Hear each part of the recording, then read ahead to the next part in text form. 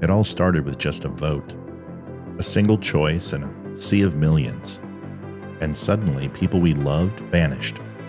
Godparents to our children, lifelong friends, all gone with just a click, with a comment, with silence.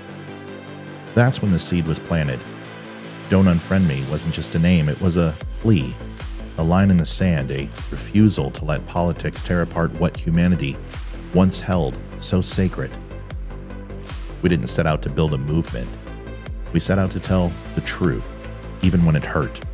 Long hours, lost sleep, more setbacks than anyone will ever see. There were days it felt like we were shouting into the void, but we kept showing up. Not for clicks, not for clout, but because this matters. We pushed through the doubt, the algorithm throttling, the shadow bans, the isolation, the nights we sat at the mic with empty inboxes and broken spirits. And still, we stayed. We persevered, because we knew there was something here worth fighting for. For years, thousands of hours, laughter, heartache, raw conversations with real people. And now, it all leads to this. One night, one room, one moment. We can agree, we can disagree. You can love me, or you can hate me. Just don't unfriend me. It all starts right now. Do you want the truth? Are you tired of being so confused? You feel like you're more fucked up than the lies on the evening news. Well, just step right in. We can talk about it all as friends. And if you want, we can hug and kiss and make up for the party ends. Agree or disagree, just don't unfriend me. 'Cause I'm everything you want, damn sure what you need. I won't tell no lies, back up on the facts with truth. And if you can't get down with that, you must be somebody's dude.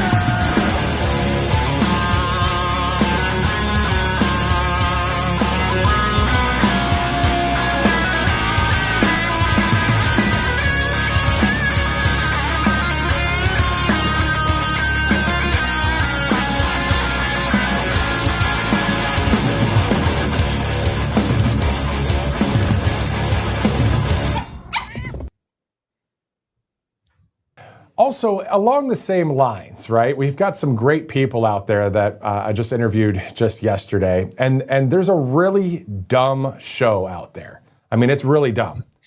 No, really. The Don't Unfriend Me podcast is growing in popularity, and I caught up with the show's host, Matthew and Olivia Spear. Let's check it out. Adjusting transmitter output. This is the Don't Unfriend Me show with your hosts, Matt, Leeroy, Amy, and Olivia. Geopolitics, military analysis, and election coverage. Coming to you live on all major social media channels at The Dumb Show. Honest, direct, unfiltered. We can agree, we can disagree. Just don't unfriend me. What's going on, everybody? So sorry we're a little bit late. We will stay a little extra tonight. We've been trying to do that 6:55 time slot to get all the intro stuff out of the way, just for a countdown for when the show starts to get everybody on. So some people will be happy about it. It's an adjustment. We apologize. Couldn't get booked on Facebook. It would not load. And we finally got it done, and we're here. So welcome. Ryan Samuels in-house tonight, obviously, Wednesday the 27th. That is this evening. Leeroy will be here as well, so it should be a fun night full of military personnel. We should have some pretty non-contrasting opinions, I have a feeling, except for on Thomas Massie. Damani Felder is in the house. Ryan Weaver, June 10th. Dave Bondi on the 19th. Gary Brugman will also be here, and Tim Brown on July 8th. As well. Gary Brugman was pardoned by President Trump, and then Tim Brown was in the second tower when it went down in 9/11. So also Tim the Fish is Ty the Fish is going to be here. A huge comedian that was on Gutfeld late night, does a great Trump impersonation. He's amazing. We've got a whole bunch going on, and as always, we're going to bring you the best guests. Folks, the donations are up. $300 is our target tonight. We missed it last night for the first time this year by like $25, so hopefully we can make that up tonight. Let's rock and roll. We've got a good one for you, but first, let's go ahead and introduce our guests, Leeroy and Ryan Samuels, to the Don't Unfriend Me Show. Welcome, you two. How you guys doing? Great. I am awesome. How's it going, Matt? I am awesome. How's it going, Matt? Okay, so we got like 6 words and 1 word. That's the Marine. Yeah, you can tell. The Marine. I'm verbose. I can say it. Outstanding. Hey, I want to apologize good to see you, buddy. What happened? Can you hear Leeroy? Yeah. Go ahead. Oh, he said it was good to see you, buddy.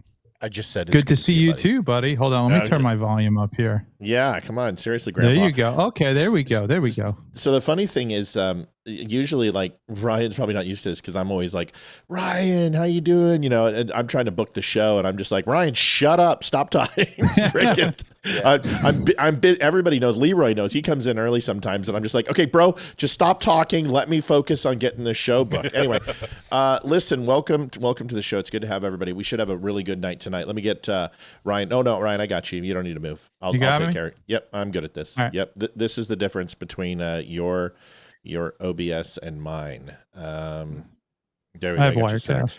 Yeah. It's okay. It's good. So we're all kind of in frame just a little bit. Here, I'll scoot down. Be careful because I'm definitely not wearing pants. Okay. Yeah. Well, that's I could tell by the me with a good time. The lift of the desk kind of gave it away. So listen, there's a lot going on. First of all, it's been a long time. Ryan, you're back. You're hitting the podcast circuit again. Tell us where people can find you and who the hell you are, so people aren't just like, wow, it's a guy with a lot of books. Yeah. My name is Ryan Samuels. I'm the host of the Ryan Samuels Show.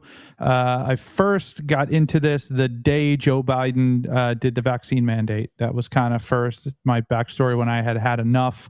And then I kind of just took to Facebook with frustration. It kind of just grew and grew and grew.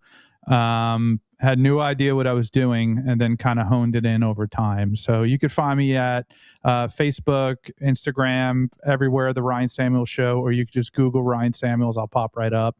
RyanFSamuels.com. You can check that out. Got a blog, podcast, everything. People are like, Leeroy's a guest. Yeah. But he's co-host, co-owner, but he's still a guest. I mean, he's if he's in the house, I don't know. Do you consider yourself a guest, Leeroy? You know, I don't know. It depends. Nobody has ever offered to get me a water or anything. Yeah. Well, when you were here, I got you whiskey. But I brought don't the whiskey. Yeah, I know, but I got it for you. You did. I think I don't know. Am I a guest or am I? It's both. Why can't it be both? Why can't he just? Why can't he be a host and a guest and a co-owner at the same time? Ghost. I mean, I'm a ghost. He's a coast. He's guest a coast. and host.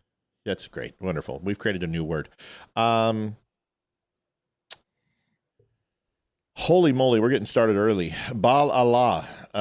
Jesus didn't believe and neither did Moses, who when Moses prayed to God, the earth opened and swallowed the worshippers of Baal Allah, a false god. Isaiah, another form of God's true prophets, killed 6. Okay, bro. Listen, dude, it's way too early for this, okay? We just got on. Like, I don't need this right now in my life. So you just be careful with hitting the enter button the next time you do that, okay? You Quick shut question. your mouth. You shut your mouth when you're talking to me. What do you want, Ryan? We doing a clean show today? I noticed the censor buttons. No, I censor myself because I'm trying to grow. My pastor watches the show, and I've told him he's like, God didn't say you can't cuss, and I said I know, but I'm trying to be a better person, and we have a broader audience now, and so I censor myself just to kind of make sure that if I'm going to cuss, it's going to be for a reason. Okay, so stop being so nosy. All right, that's why. All right, I just was asking about me. You're a Marine. You can, dude. It's 90% of my vocabulary. You got 72 words outside of cursing. So, bro, you just cran it up, write it on a sheet, and show us and whatever you want to talk about. All right, man, that was deep though. Here we go. No, Zeeply, I'm just busting balls, man. It's okay. Seriously, post away. We're just joking. You got to get used to that with this show. All right. So first off, listen, this is what I've been hearing, doom and gloom about the election, that Trump's going to lose the House. He's going to lose the Senate, that this is an off election year. So therefore, only 4 times in U.S. history has a president maintained both houses, and only twice have they maintained both houses, and only 4 times have they maintained possession or dominance in one single chamber of Congress. Chamber of Congress. My God. So that was easy for her to say. So yeah. So here's the deal. All of that's true, but I don't believe that matters anymore. I look at it this way. The Colorado Avalanche were the best team in hockey. They won the President's Cup. Nobody thought that the Golden Knights stood a chance. Nobody thought anyone stood a chance. It was going to be Minnesota or Dallas. And then Vegas comes in and sweeps the Avs.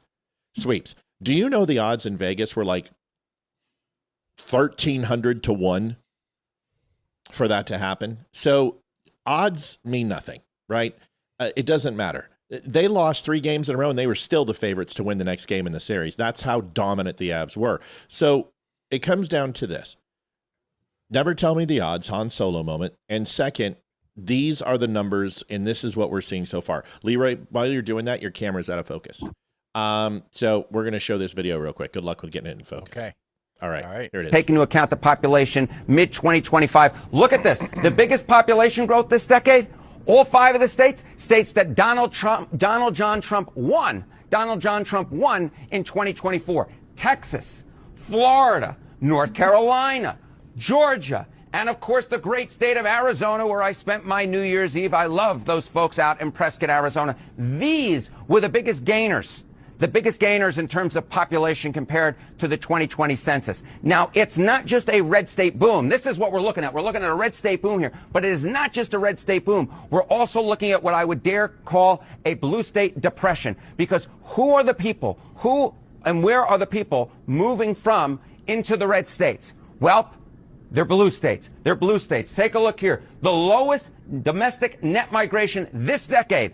All 5 of the states that were won by Kamala Harris in 2024. Look at this. California, Harris's home state. New York, where I'm coming from right now, of course. Illinois, New Jersey, and of course the great Commonwealth of Massachusetts, which is a bastion of blue liberalism. These are the states that folks in the United States are moving away from and into the red states, which is propelling a red state boom. Now, this is interesting, right? But it could also have major political ramifications if it holds for 2030, the next census. Because take a look here. If, in fact, the 2025 population shifts hold for the 2030 census, look at this. Look at the House seat shifts by state. Remember, of course, we apportion the number of House seats depending on the population in each state.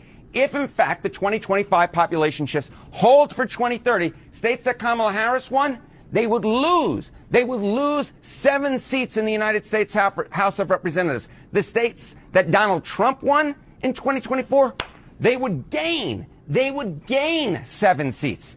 Now, this isn't just about the House of Representatives, right? It's also about the Electoral College, because the number of electoral votes... And let's not forget, if the Supreme Court decides to go ahead and hear again the case about asking with the rights to privacy, if someone is an American citizen, if they find a way to get through that law with right to privacy, and they're able to ask that question somehow, with at least maybe putting it on the document. The biggest concern for the Supreme Court is there'll be retaliation against innocent civilians.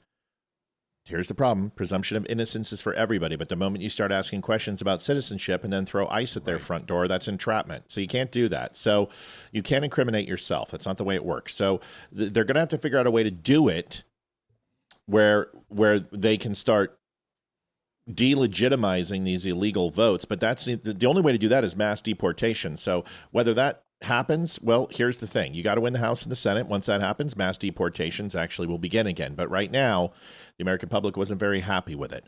Ryan, your thoughts on this? Where do you see, 100 races right now Trump has endorsed. Mm-hmm. He's won them all.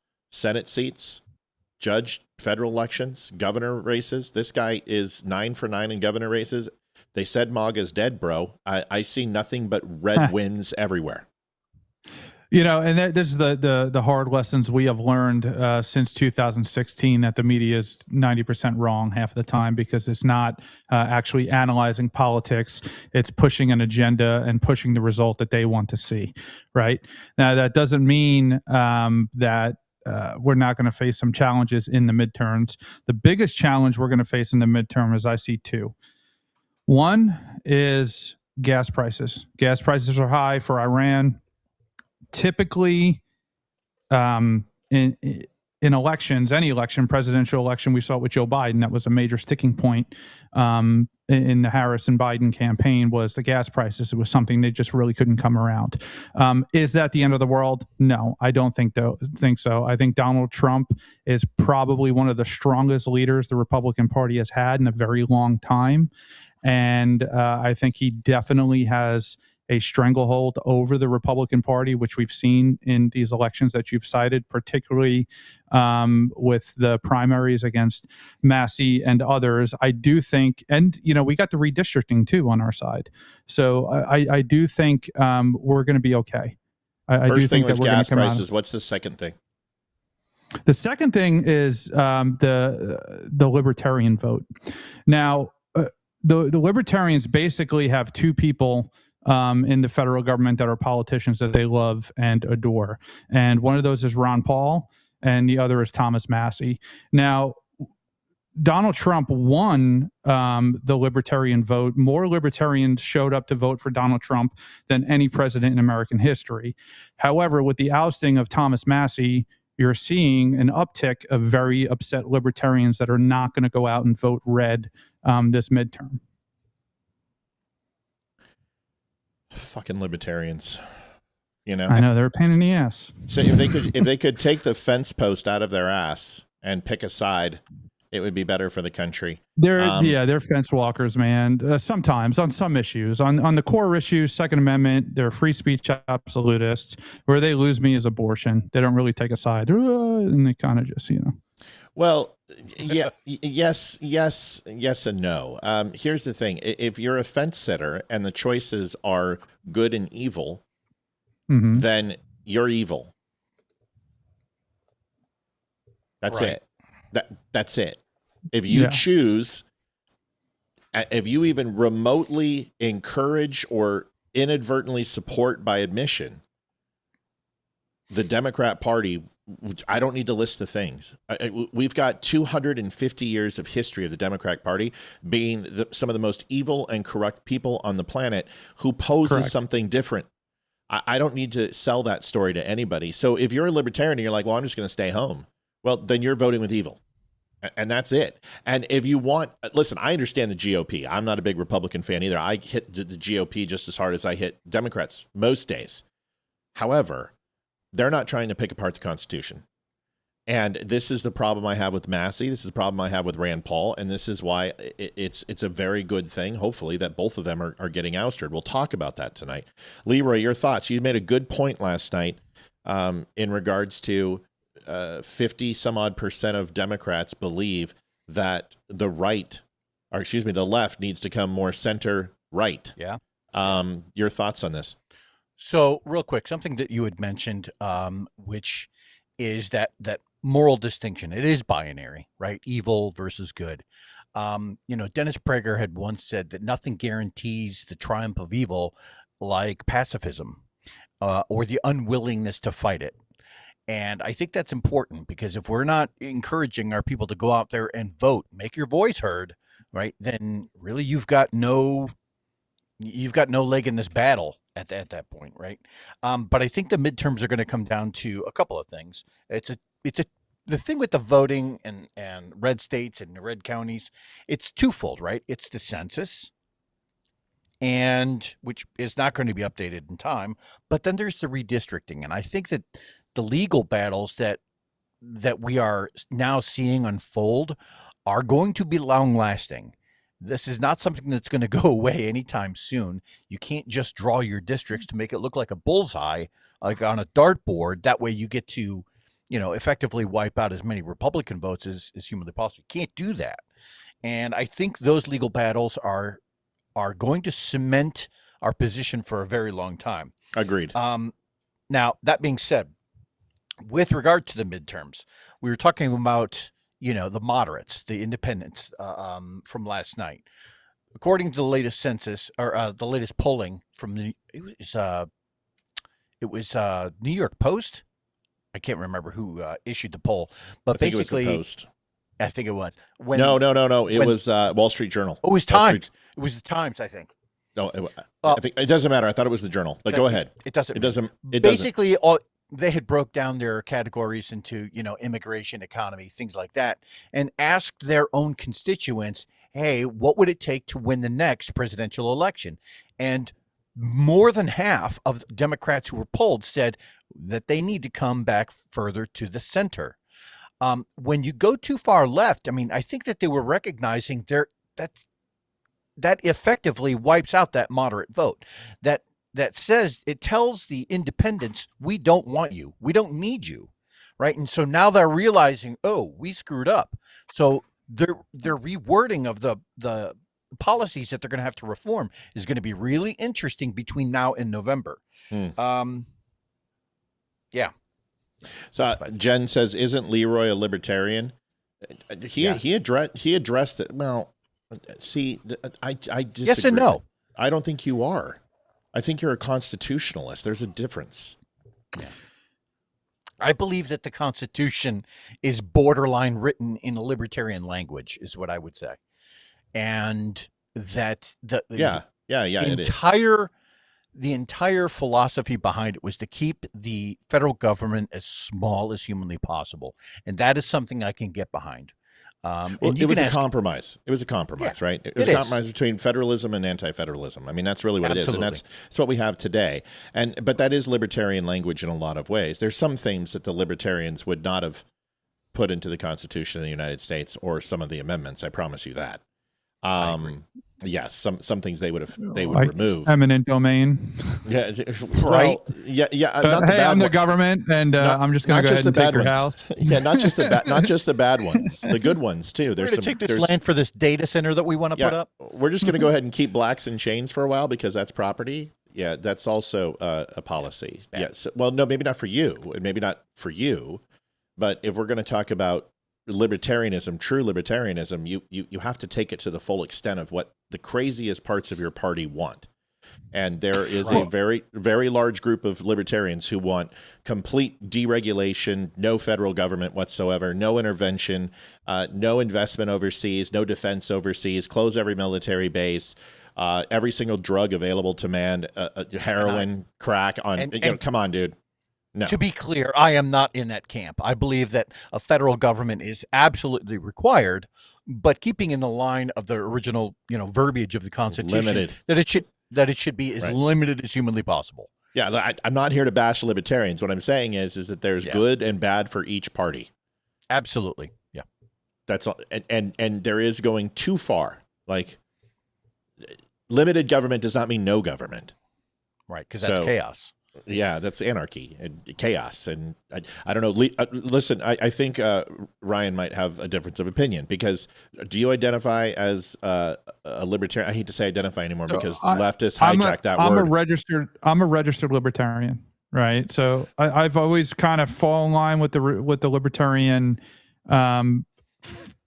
ideology or philosophy as I thought it was. So libertarian to me is Thomas Jefferson. Right, it's not Alexander Hamilton. It's James Madison, right? So that's what libertarianism is to me. So, like as you explained, the Constitution and slavery. Thomas Jefferson, in his first draft of the Declaration of Independence, said that slavery is abhorrent and it should be outlawed, and that the present King of Great England has committed a grave atrocity, right? Yes. And Benjamin Franklin and John Adams are like, whoa, if you do that, it's not going to pass and independence is going to be lost. So they had a compromise. So to me, that's what libertarianism is. Now, as I've kind of grown in politics and I've associated and spoke to libertarians, I've had libertarians running for office on my show. Sometimes I feel like people who are calling themselves a libertarian do not understand what a libertarian is. Right. Or they have just a completely different view. I remember I joined a Facebook group one time. It was like libertarians of Missouri or something, and I'm in it, and I'm, they're talking about libertarianism. I'm like, wait, no, that's not right. And somebody said, well, everybody knows libertarianism got started with communism. I'm like, all right, I'm out. What? That's when you ban the group and just. I was like, it's I'm like done. finding a spider in your house. You burn the whole house down. Just burn that page. Yeah, literally the antithesis of it, but okay. Yeah, and they're literally the antithesis. And that's what I've seen. Like a lot of Antifa people, they claim to be libertarians, and they're not. And I think that's a major problem with the Libertarian Party, is that it's not really organized, and their values really aren't kind of structured like the Republican Party is or the Democratic Party is. They can't even get on a stage to debate in a presidential debate, and you're a legitimate party that's on a ballot. I think they have a lot of work to do. Number one, everybody kind of needs to, like, not every Republican's on the exact same page, but generally we are with certain things, right? 90% of Republicans are not for a lot of gun control. Like, we know that, you know what I'm saying?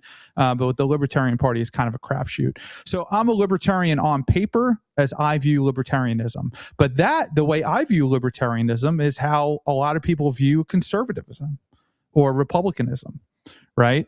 The kind of Jeffersonian view of how it should be: limited government, states' rights, 10th Amendment, Second Amendment, and so forth. Ryan and I sound like we align a lot. I think most of us do. But you're the one who just said that you support Rand Paul and Thomas Massie, and they're antithetical to libertarian viewpoints in every single way that they do anything. They care about their. I supported Thomas Massie. I didn't say you. Did you say that? No. No, that's Ryan. what I was Ryan knows. He said it. So no. But hold on. Let me finish. Let me finish. I just let you guys go for 5 minutes. Right. Someone who protects their liberty score isn't a libertarian.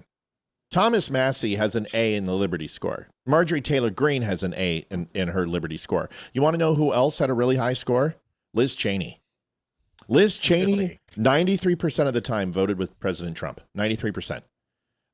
Massie, 34% voted with Democrats. What he does is that he gets in on the early stages of the bill. He holds it up from committee and uses his committee positions to go ahead and hold up legislation. Then when it goes ahead and finally gets through appropriation, and he holds up his votes by getting in trading ponies for Kentucky, which is fine. You're supposed to do that. He votes against it, breaks his agreement, whatever agreement he made to do, plays opposition, and clocks in his liberty score, which is the initial vote. Then the thing about liberty score people don't understand is concessions don't count. So if you put your vote in, but then change it later due to concessions, you get to still keep your A rating. Thomas Massie is not an A on the liberty score. He's actually like a C minus. And as far as Trump, he's an F. He is the farthest thing from a libertarian because he doesn't care about liberty. What he cares about is making Jews look bad and Donald Trump look bad. And that's what he did for 6.5 years, is literally throw monkey wrenches in Donald Trump's every single piece of proposal. He went ahead and pushed Biden's budget and the Inflation Reduction Act out of committee. He was the solitary vote. He could have said no. He didn't. He buckled. He always buckles. So I'm not a Massie fan. I've looked at the money that he gets. I looked at the awards that he got by Qatar. I looked at the Soros-backed money that he takes. He takes money from Jews. He doesn't take money from AIPAC. But that doesn't mean that he is not as dirty as everyone else. He just has a different master who has a little browner skin and wears turbans. Go ahead. Now you can address that. Well, what I said by doing that to Massie, what he did was endanger the libertarian vote before the election. That's what I had said. So, and earlier I referenced Ron Paul, right? Not Rand. And I should have referenced Rand. But as far as his voting record, I think on principle, he presents himself to be very, very conservative, right? He obviously plays games. I think he totally, anybody loses me, right? I'm immediately out the second somebody starts talking about the Epstein files and Trump's a pedo or somebody's, I'm out, dude. Like, right. I'm out. You lose 100% credibility with me. Yep. I want nothing to do with you. I won't even I won't even bless you with a conversation or an argument. I'm done. No, you sound like a pedo. You sound like a pedo. Yeah, that's what yeah, pedos. that's what a pedo would say. Yeah, I'm a Jew. I'm a Jew. Get your 7,000 schmeckles. Yeah. Where are those, man? Everybody's been commenting. You got your $7,000. I'm like, where? I'll take that. I'll take that Jew money any day of the week. Give it to me. Yeah, Give it to me. And then I'm out with the Jew thing too. Those are my two things, man. You start Good for doing you. Epstein and Jew, I'm done with you. Candace Owens, I'm out. Oh, I love you. Massie, I'm out with that. This is why we're friends, Ryan. This is why I love you. Is because and here it is. For the people who are listening, who are not in the podcast world, who are not in the social media world, there's certain things that I know if I go on here with this microphone and the audience that I have and I say something, I know if I come on here and I start blaming the Jews, my posts are going to go 100 times further than if I tell you the truth. That's right. Then if I tell you the accurate story, because the accurate story is not interesting. So nobody wants to hear it. They want the JFK assassination. They want the guy on the grassy knoll, and they want to share it and love it and go, oh, did you hear what this guy had to say? You know, Jeffrey Epstein talked to a Jew back in 1996. Don't you find that very interesting? And it blows up. And you know what happens when it blows up? You get paid a ton of money. A ton. And that's exactly what Candace Owens is doing. That's exactly what Massie's doing. That's exactly what all of these influencers are doing. That's not what we're doing. We're telling you the truth. Welcome to the Don't Unfriend Me show. I love Yeah. Ryan Samuels. Ryan, you've come out of your cocoon. You've grown. A little bit. I remember when you were first on. You were hesitant. You've lost that. And that's good. No, I just stopped giving a crap. That's good, buddy. Yeah. I'm proud of you because you're better. You're better now than you've ever been. Like, you're absolutely a different man. And so keep it up. Talafreako, Jennings cooks him. Listen, Talafreako is on the defensive, right? Because he knows Cornyn would have played nice because, like a Cornish game head, he's small, feckless, and has no spine. But Paxton is going to call Talafreako out to his face. He's going to call him a sniveling little douchebag, Benjamin Button, God-denying, non-binary cream puff, and he's just going to crush him. So Talafreako's immediately on the defensive. Folks, by the way, last night we missed goal by $25. We can't do that tonight. We can't. We have to hit goal. So we need some help. If you haven't had a chance, help out the show. $5, $10, $100, whatever you want to do. Help out the show. It's really easy to hit it. But what I don't want to do is keep interrupting the show all night. So we really need a good night. So let's rock and roll. Here is the video of Talafreako and Jennings where he cooks him. There's a series of videos. We're also going to talk about Talafreako who said God is not binary. And then how Talafreako is going to walk back everything stupid that he has said. And when I tell you this, it's a plethora. Do you guys remember Peter Gunn, who did the movies, the Guardians of the Galaxy, who was the guy who made 7,000 comments about f***ing kids, speaking of pedos, and then Disney fired him? That's about as many dumb comments as Talafreako has made. He would literally need to scrub his social media profile for hepatitis, herpes, and HIV. It's that bad. Here is the first phases of Scott Jennings taking him down. Here it is. Talafreako is well-funded. Talafreako will continue to raise money, but it's interesting to me that now Republicans have to worry about deep red Texas because they have a flawed candidate who does not know how to raise, and you're No, they don't. now seeing that currently play out. All these analysis of this race is sort of the differences between what a Cornyn or a Paxton would look like here. I'm thinking about the differences between Talafreako and literally every other Texan. Don't know any Texans who believe in 6 genders other than Talafreako. Don't know any Texans who said it's immoral to eat meat other than Talafreako. Don't know any Texans who walk around saying things, you know, God is non-binary. You all are both Texans. Do you know any other Texan who even talks like that? Issues aside, who says these things out loud? When this gets adjudicated, all that money coming in from California and New York, it'll be well spent in Texas. You know what I'm smelling, Scott? Fear. Break his nose. Okay, look, God. this is my area. I'm the only one who's lived in Texas for an elongated period of time. Ryan, did you live in Texas for an extended period of time? Never. Okay. Never. So let me explain something to you. This bullshit happened in 2018 with Beto O'Rourke, the whitest Mexican you've ever met, who, you know, like Timo Cano from Virginia spoke habla español. Let me explain something to you. this always happens. The only reason Ted Cruz and Beto O'Rourke were even remotely close for the Senate race is because they were punishing Cruz for not endorsing Donald J. Trump in 2016 full-throated during the convention. That's why. Right. That's the only reason. It's not going to be, and you know what? He still won 4%. 4% in Texas is like a 20-point slide in Vermont. So I don't want to hear this. Paxton, this is what they do to try to fear you. They're saying the same thing about Pratt. Oh, Pratt's not electable. He can't raise money. There's other people who are better than him. They're saying the same thing about Steve Hilton. This is the Democrats' new playbook. Oh, well, they're unelectable and they can't fundraise and make money. This from the Democratic Party, which is $3.4 million in debt with $14 million cash on hand, to a Republican Party that has $186 million free-form cash, completely liquid. I'm going to take the advice of the Republicans, especially when Cornyn just dropped $100 million from Thune. Thune put $100 million in the Texas and wasted that money, and Paxton still won. Nothing is more powerful than President Trump. Okay? He says, he points and everyone goes. Thoughts? Leeroy first, then Ryan. Does Talafreako have a chance?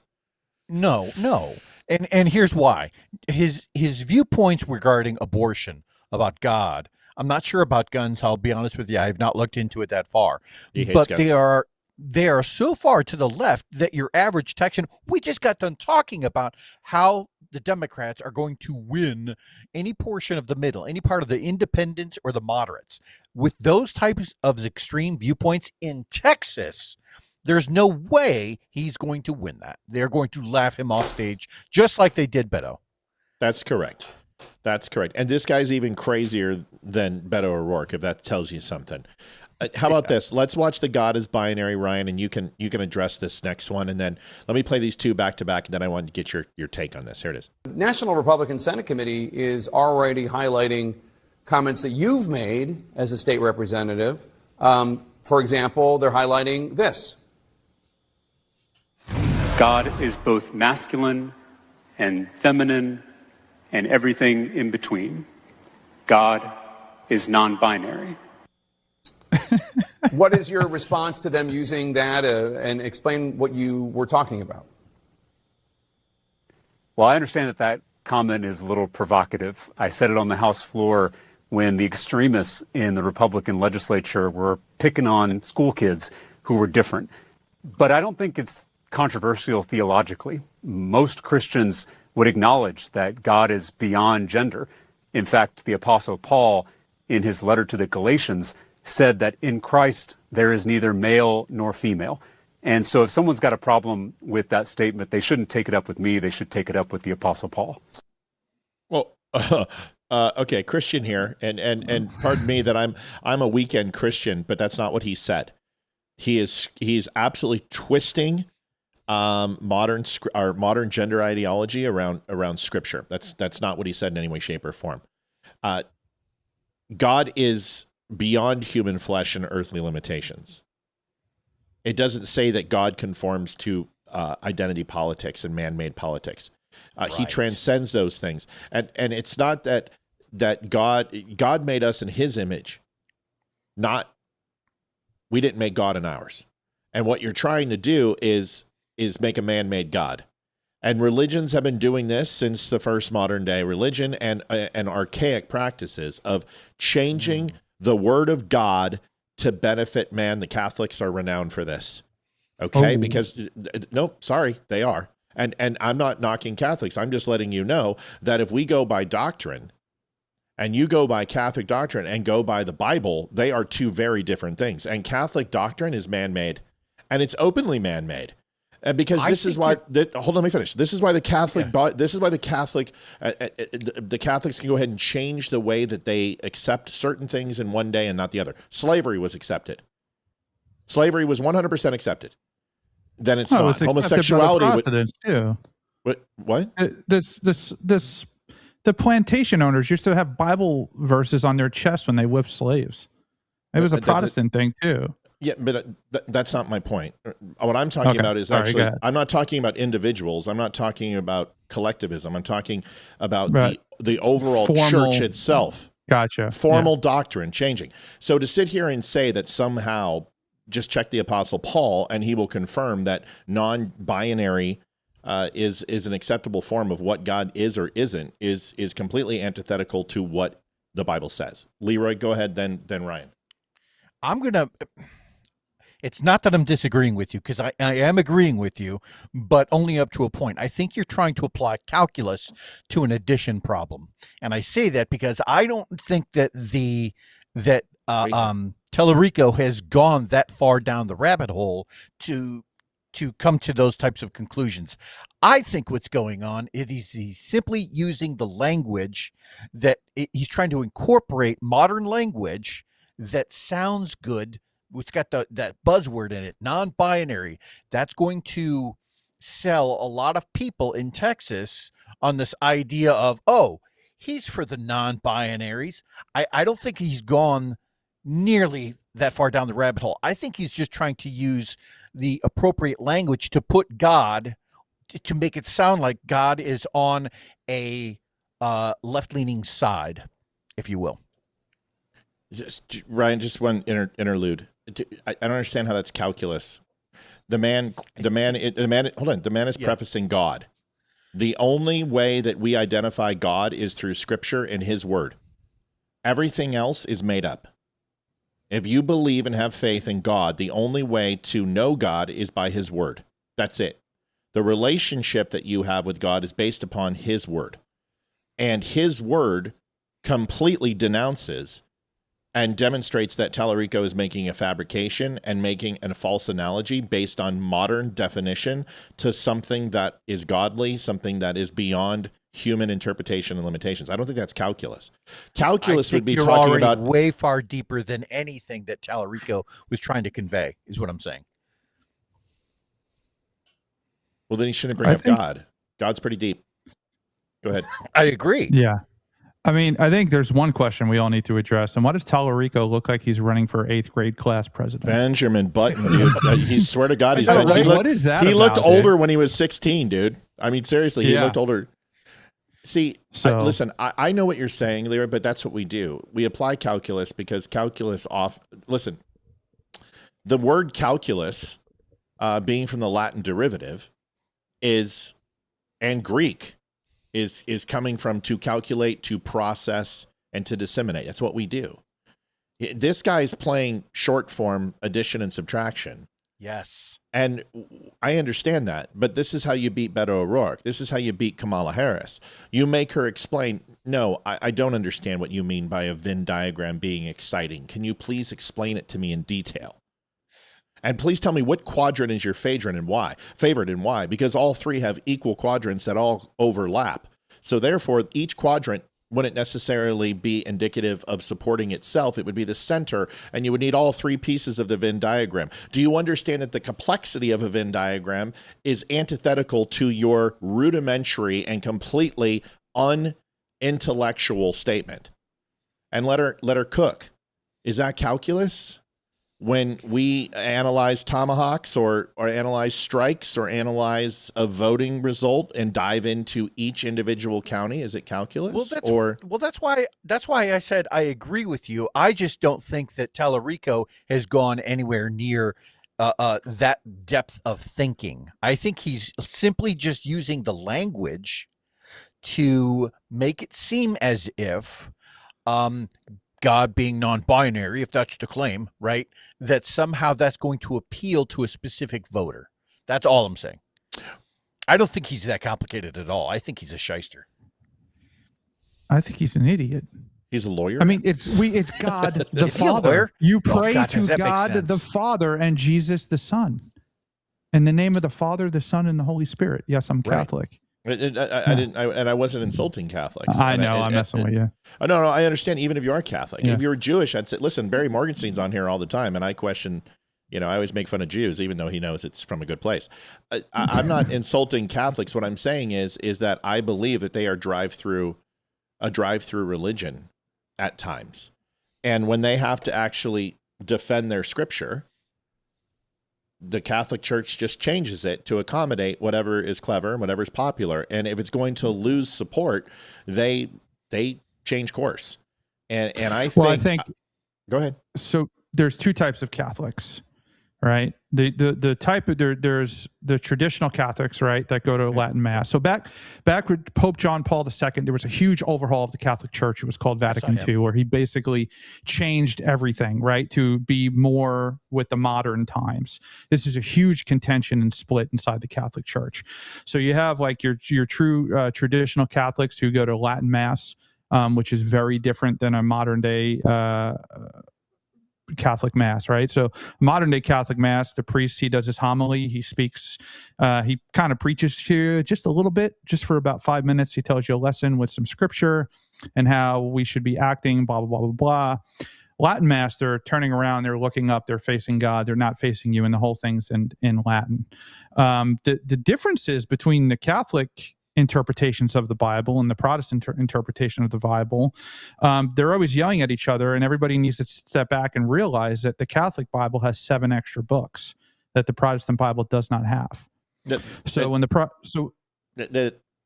books written by God or books written by man? Well, yeah.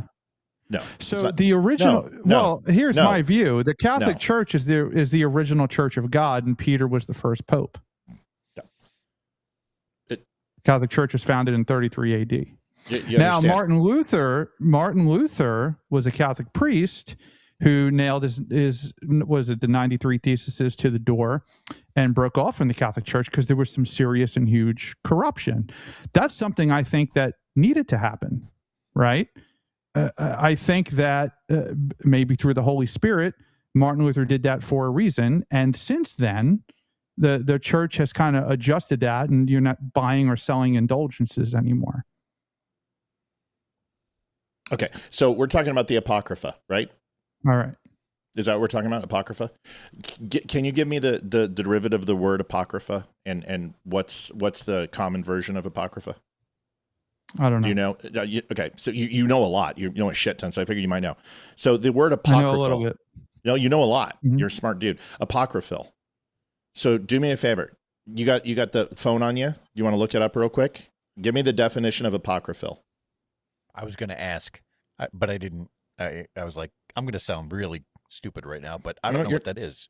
That's okay. You don't have to. Just look up apocryphal. So APOCRYPHYLL, apocryphal. And the original 7 books. There's the Tobit, there's the Judith, there's the Wisdom of Solomon, the Sirach, the Baruch, and the Maccabees, right? Maccabees 1 and 2. 1 and 2. Mm-hmm. Mm-hmm. I can't pronounce this one. I know Deuteronomy. No, but it's not Deuteronomy. It's Deuterono-canonical, I believe. Canonical, which is canon, which essentially is the word. Canon is like Star Wars. The original 3 are canon. Anything posthumous from those are not. So what is the definition of apocryphal?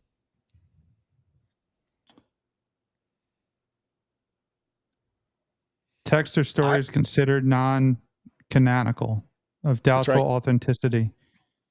And that's called the Apocrypha. So these aren't word by God. These weren't prophets. These weren't the people who were inspired by God.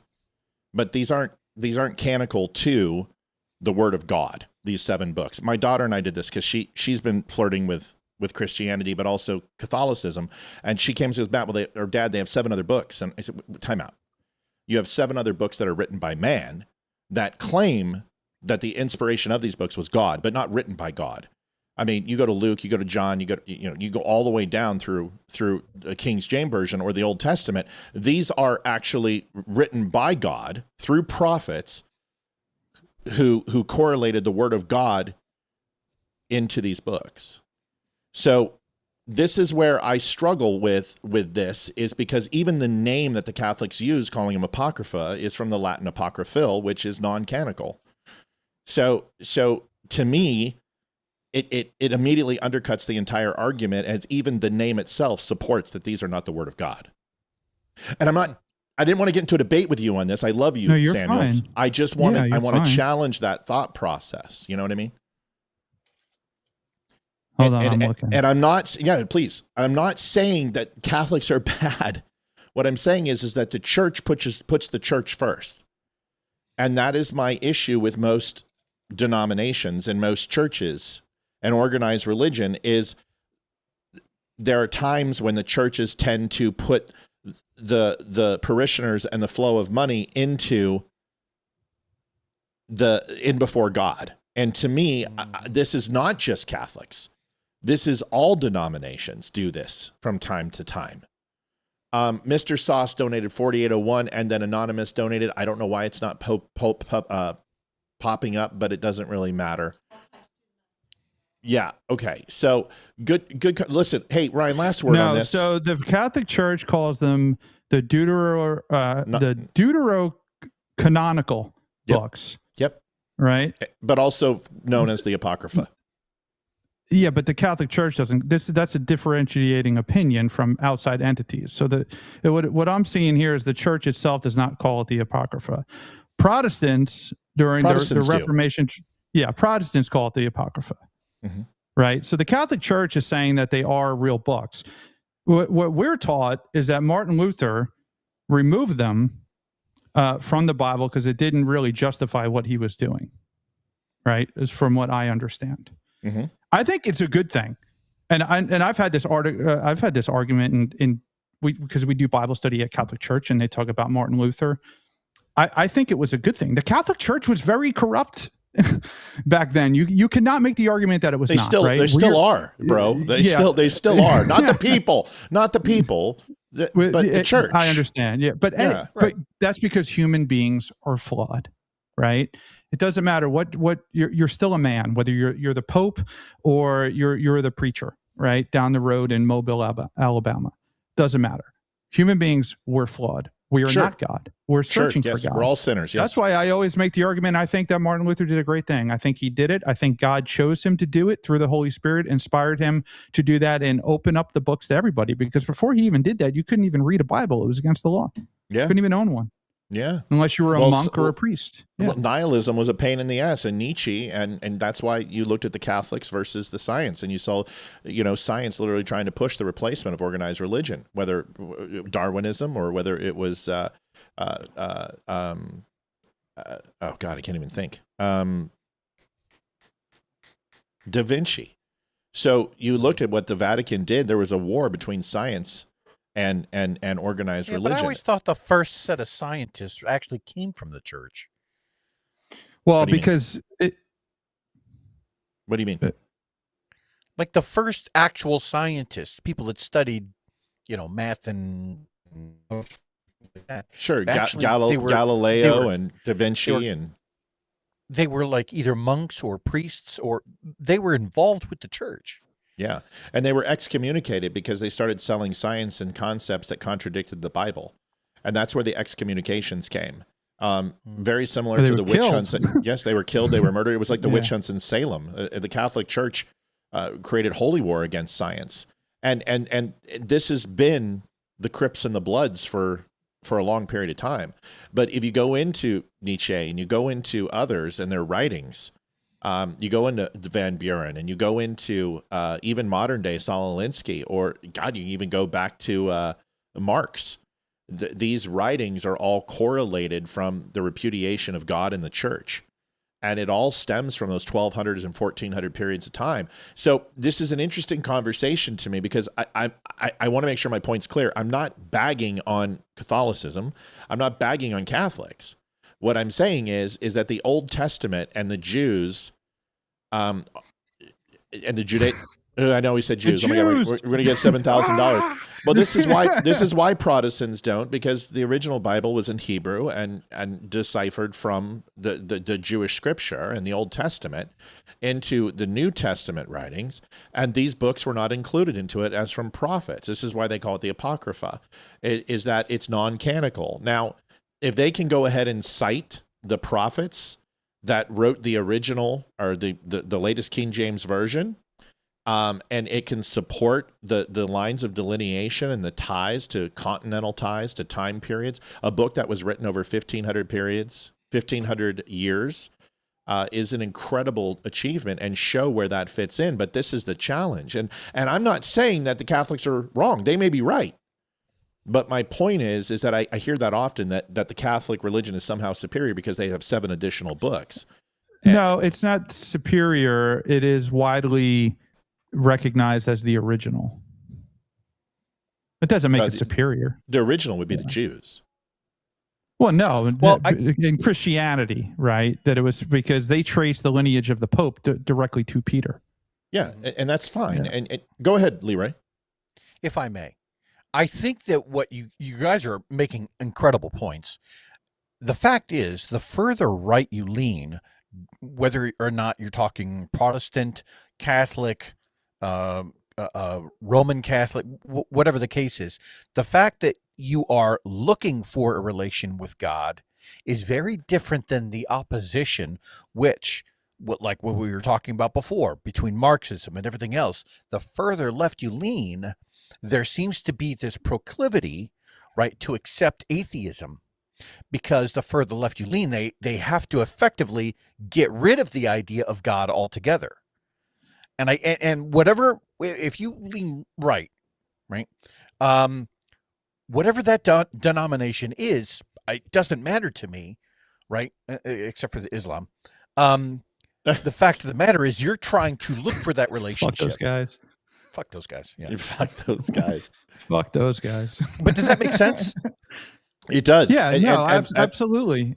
Christine Klug, I always get this wrong. Love the new intro. Thank you, Christine. I know your first name. That's all that's important. Jessica Beck says, except Jesus taught against the Jews.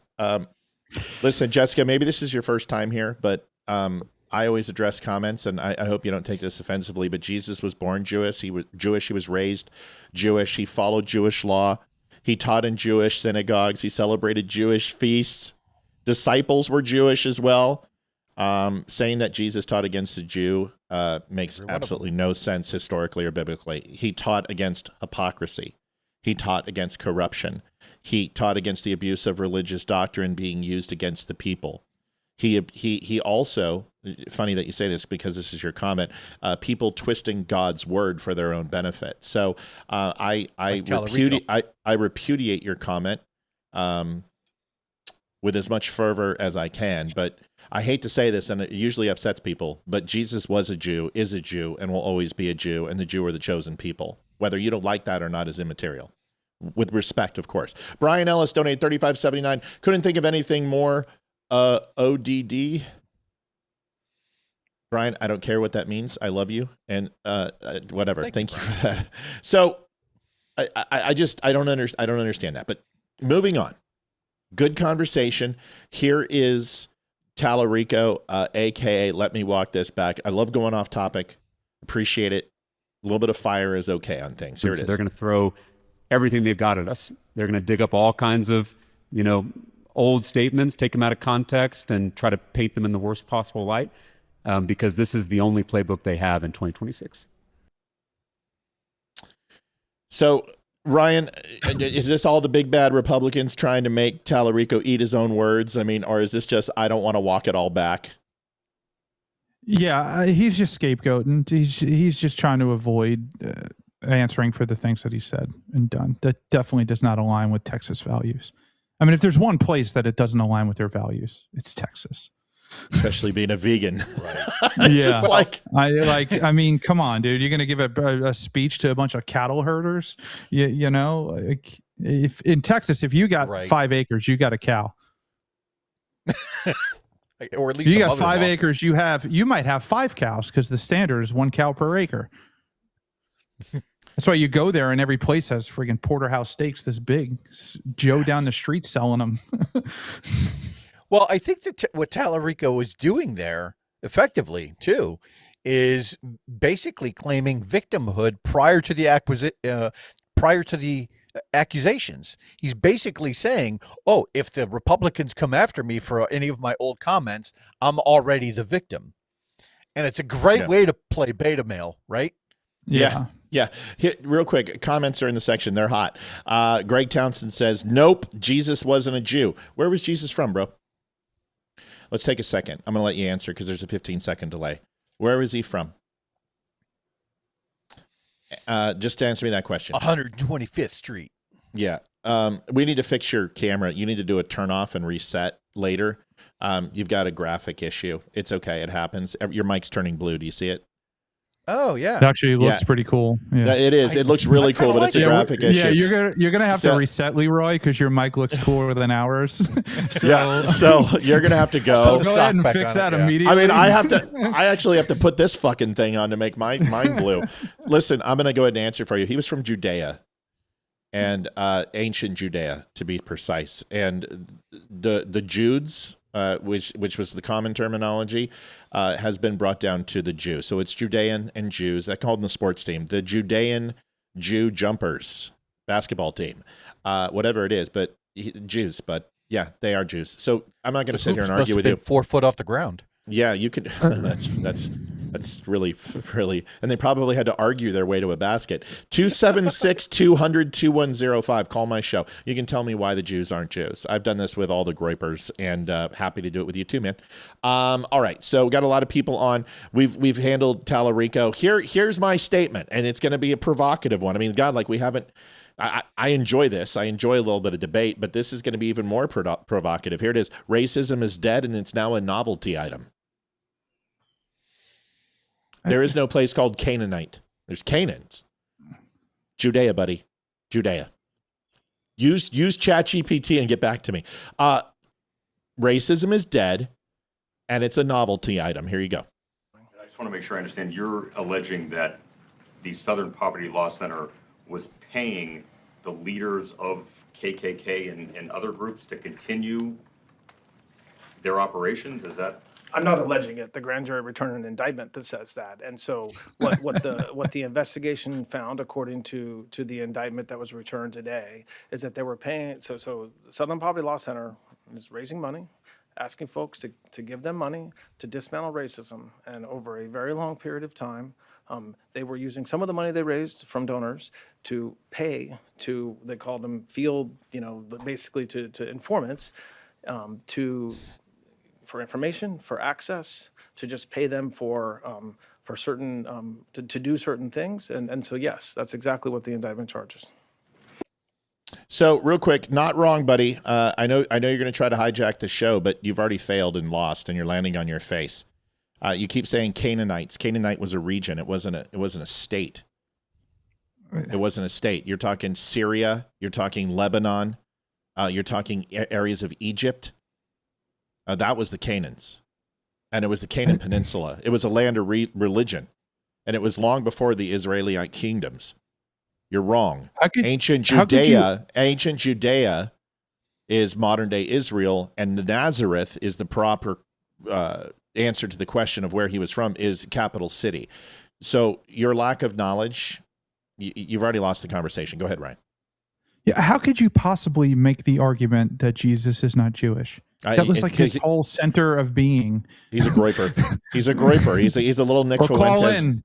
Call in, buddy. He won't. Yeah, he won't. He'll get cooked. He won't. Dude, I've handled groip. Dude, I took on Beardson. Leeroy and I took on Beardson. We tag teamed him, and we destroyed his ass. Little Nick Fuentes is number 2. Moving on. Racism is dead. Well, here's why. So take that first off, which is the funding of, you look at USAID, and now the Democratic Party's going bankrupt.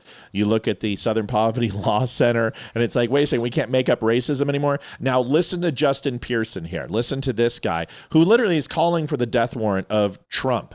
Yeah, whatever, Greg. You're getting crushed. Donald Trump is a white supremacist domestic terrorist who is seeking to destroy our democracy by any means necessary, including by usurping democracy itself and the voices of the people. And Governor Bill Lee, Cameron Sexton, and Lieutenant Governor McNally have all decided to join him in this effort to destroy our democracy, to take away our voice, and to attack black people and black representation. And that's wrong.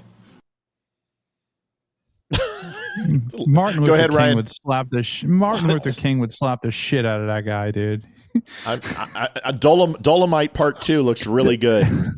Man, listen, they're so desperate to keep racism alive. They have to. It's become their whole personality. Right. They don't have a choice. They've dug themselves into this corner, and they've backed themselves into this corner.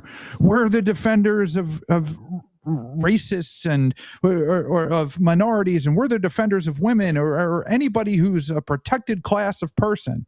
That this is what you get. That we've successfully in American society have grown and progressed out of that era to where now anybody can be anybody they want. There's black doctors, there's women pilots. I can't believe that.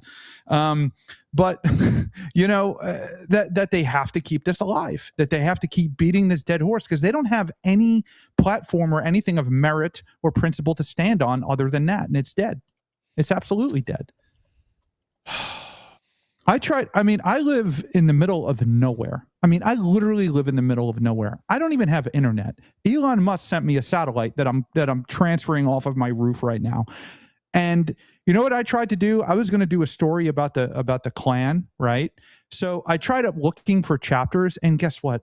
There are like none left in the United States. I think there's like 3,000 active members in the United States. We actually have an active Klan spot outside here. 3,000 active members. But what's funny is nobody wants to talk about 1961 through 1964 in the Democratic National Convention in Chicago, Illinois, where 700,000 Klan members were there. Do we also want to talk about the Germans and how they went ahead and rented Madison Square Garden? Does anyone know who the owner of MSG was at the time? He was a big donor of the Democrats.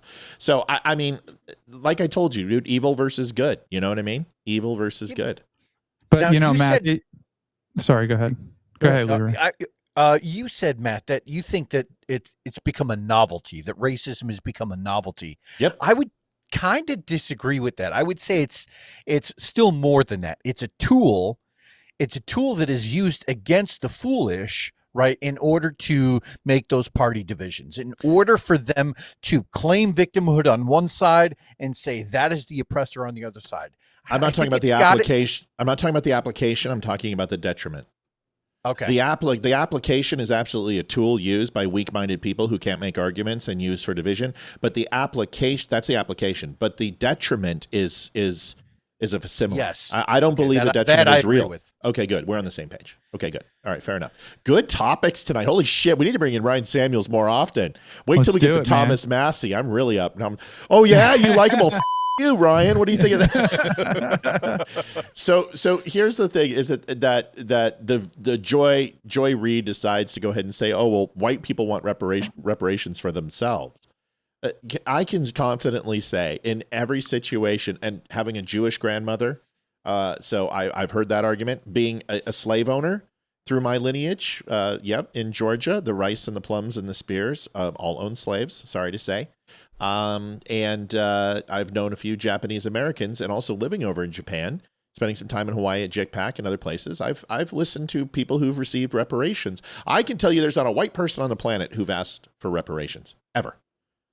I've never heard it. I've never seen it. I've never even remotely heard. This lady is, now it's like, first it was every black person deserves the 40 acres and a mule. Now it's, well, white people want 40 acres and a mule too, and they're just jealous. That's why they won't give us reparations. Listen to this. And remember when Bill Clinton went to Africa and did an apology for slavery that was very, mild? The right wanted to impeach him then. Remember, that was when they wanted to impeach him because he did that. Girl. Remember, they were. And meanwhile, they're giving reparations to January 6th white people. They only believe in reparations for taking our tax dollars. Yes. To pay for these criminals, to give these criminals reparations. Have y'all heard about this? Literally nobody has. Nobody fucking cares. They could go back and give the descendants of the Confederates reparations, they would. And this is basically them doing that. Just basically. If you put the word basically in front of anything, it makes it true. It's like, basically. She said that they're taking our tax money and giving it to criminals. I mean, how does that feel? Yeah, right. Like, yeah. Yes. You want to take modern day, you want to take money away from people who've never owned slaves and give it to people who were never slaves. In a state that never had slaves, California. Right. Yeah. This is crazy. It's that Rob Schneider joke crazy. about what I love support. though? I love the fact that this is all now being like out in the open and exposed, and we can actually talk about it and not be in fear that they're going to shut our channels down and they're going to take our money away and they're going to kick you out and they're going to cancel you and all this other crap that was going on under that insane era, dude. I said the word COVID last night and vaccine, and my viewership didn't go down. I was so excited. Yeah, I know. I've been testing the waters with my posts. I'm like, let's get a little bit edgier. Look at you guys really pushing the limits with your First Amendment. Right. Well, no, but see, here's the thing: is truth isn't. And I know you're not saying this, but it's not an individual issue, right? No. So collective truth is a real thing. We've talked about objective truth on this show, and just because Ryan and I or Leeroy and I don't say it doesn't mean it's not true. But we also shouldn't be punished for saying it when it is true. And it's amazing when you look at the history, you look at the election results, you look at now, like that thing that never happens seems to be happening a lot. And they're finding things that are pretty insane about elections. If you take a look at the redistricting, we're not racist. Okay, well, guess what? Missouri just redistricted. They just lost another seat. Democrats just lost another one. They just approved the 7-1 DR. So, like, you're seeing this shit. And then COVID and the vaccines, we were like, hey, maybe we should like not play around with mRNAs, where usually a study and a classification that it's safe is 3 to 5 years, and we're doing this in 3 weeks. It's like Operation Warp Speed basically means just take off all restrictions and start jabbing people and see what works. Let's not worry about the safety protocols. Let's just go right to Yeah, they'll figure it out. Yeah. Oh, and nobody can be held liable if this kills anybody. Right. And Dr. Fauci gets a pardon. Greg Townsend, Greg Townsend's reply, I don't know how I came back from this. He just says you lose, and shit. Thanks. Oh, man. Thank you. You've Just used that easy, huh? Well, you should have put basically in front of. He should have said basically in front of it. Basically, you lose. Basically, you lose. You spent way too much on cops, Karen Bass. So instead of not voting for Karen Bass because it's Karen Bass, now they're saying you didn't spend enough on illegal immigrants, but you spent too much on cops. Democrats make it so easy sometimes. Listen, the 2023 police contract, which I voted against, ended up giving more money to the union than the city really even had. That had knock-on effects for our budget. And then last year, we ended up having $1 billion budget deficit here in the city of Los Angeles. Billion with a B. Enormous budget deficit. And the city had to cut essential services in response to that. Some would say it's huge. So we cut everything from staffing for fixing streetlights to people fixing potholes and money for all of these things that are also part of what makes life in LA livable, right? In response to that. And so we ended up now having something like 30,000 streetlights across the city of LA that are out. Wow. And the average repair time for a broken streetlight going from just a month or two to now a year.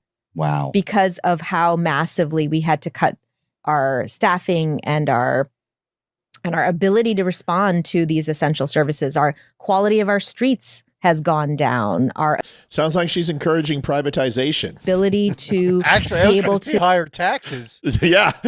build out unarmed crisis response has gone down. We aren't funding immigration defense at the rate that we used to. During the Trump administration's, horrific actions on our streets, we were not able to fund as a city support for immigrants who needed it desperately. We funded it at a lower rate than we did during the last Trump administration because of this mayor's decisions.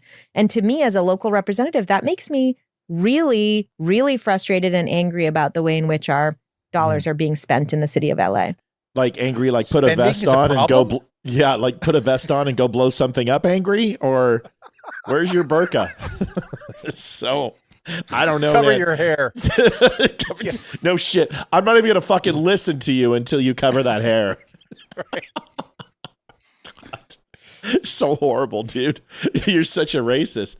Oh my god. So racist. Ryan Samuels, what do you think, buddy? I mean, is it ridiculous or what? I think the entire notion is ridiculous. Notice how she didn't say we didn't have any money to go pick up all the homeless shit that's on every 10 feet in the city. Right. Remember when DeSantis pulled out the shit map, dude? When he was debating. Oh man, that was the best. Yeah, man, they're just so wrong about everything. And I've never seen so many people just kind of take a stand. But let them. I mean, that's why they're losing. That's why they have zero funding and everybody's distancing themselves from them. Yeah, they're literally. Go ahead.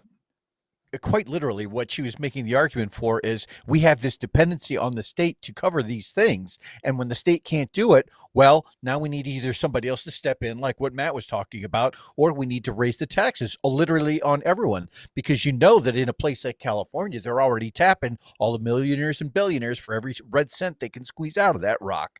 And who's left to tax? What's the next great idea? Maybe they're just running out of other people's money.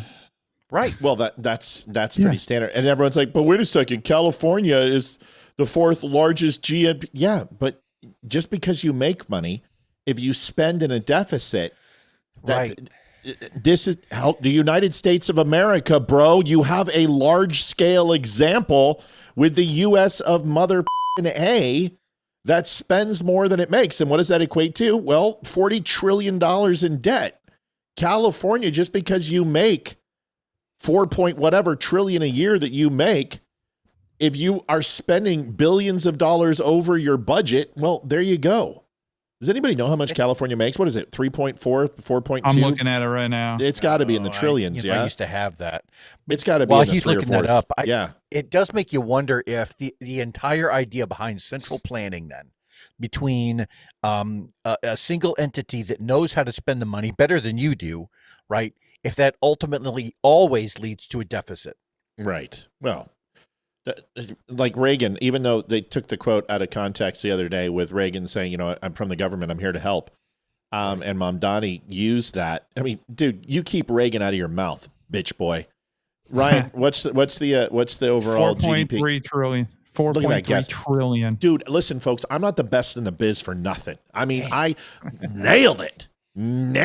I don't know if I'm the best in the biz, but I'm going to say that I am. You're up there, man. Oh, I don't know about that. For sure. Flag kicker. I don't have anything else other than flag kicker. The video describes itself. Here it is. So there's a little flag on the outside of this driveway here, and this guy in a wife beater with a beautiful, looks to be like a husky. Oh, come on.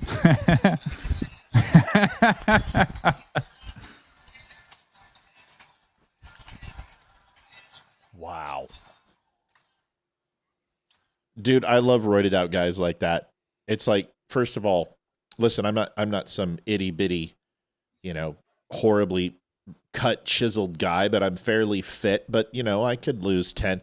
That guy couldn't do 10 push-ups without having a heart attack. You got to lift when you do steroids, yo. If you don't, you get bloated stomach. And that guy looks like he's 9 months pregnant.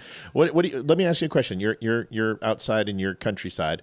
Leeroy, you're in Ohio, and you're looking at your Zoom camera or your doorbell camera or Nest, whatever. And somebody walks by and they kick a lawn flag or something like that. What do you do? I'm going to go outside if that person is still there, if they're still listening to the camera, and ask him, hey man, what's going on in your life? Like, I'm not going to go off the deep end, but I am going to say, what the hell? I'm going to ask why does the flag make you that angry that you would feel the need to lash out at somebody else's private property? I didn't like my dad. Right. You're not mad at me. You're mad at your father. Mad at your father. Right. Ryan, what about you? I'd kick his dog. Yeah, I'd kick his dog. I was like, I'd go out there and I'd shoot his dog. I would shoot his dog. And totally I'd say, would. Look what you did. I'd just be like, listen, fucker, you're the one that escalated. So now we got to kill your dog. Like, I'm gonna John Wick that guy. I'm gonna John Wick that guy, dude, for sure. Reverse John Wick, right? 100%. No, I'm just kill the guy. I would you get really on. won't go to jail for that. I would get on the loudspeaker on the Nest. What is it called? Is it Nest camera? Nest camera, right? Yeah, there's 100. Yeah, that's one of them. Yeah. But I'd get on there and I'd be like, bro, you are so fat and non-mobile that you even missed kicking a stationary flag. I'm going to give you a redux. Why don't you go back and try again, fatty? I'm at least going to talk to him, right? I don't know if I'm going to go outside because I don't want to go to jail. What a douche. I mean, he was so out of shape, he couldn't even kick it a second time. He's just like, him look at it. He looks at it after I miss, and he's like, got my cardio in. Got my cardio in today. That was the girl. He went home, sprayed some water on his face. He's like, I got in my 10 miles. He goes home and beats his wife. I didn't kick the fuck out of that flag, but bitch, you're gonna get it. What did I do, Daddy? Shut up. Like I said, that was the girl kind of kick that you see on SNL right before Lucy pulls the football. You know, right. Oh, that guy reminds me of Jim Rome's softball guy. Like, if you have not listened to that skit, go listen to Jim Rome's softball guy. Daddy's hitting 700. What more do you people want? What do you want? You want steak every night? Shut up and eat your ramen. You know what? Here, touch my $800 bat. Good. Now you should feel better. Just go listen to Softball Guy. It's fantastic. Mom Donnie voters are regretting their vote. I don't believe this crap.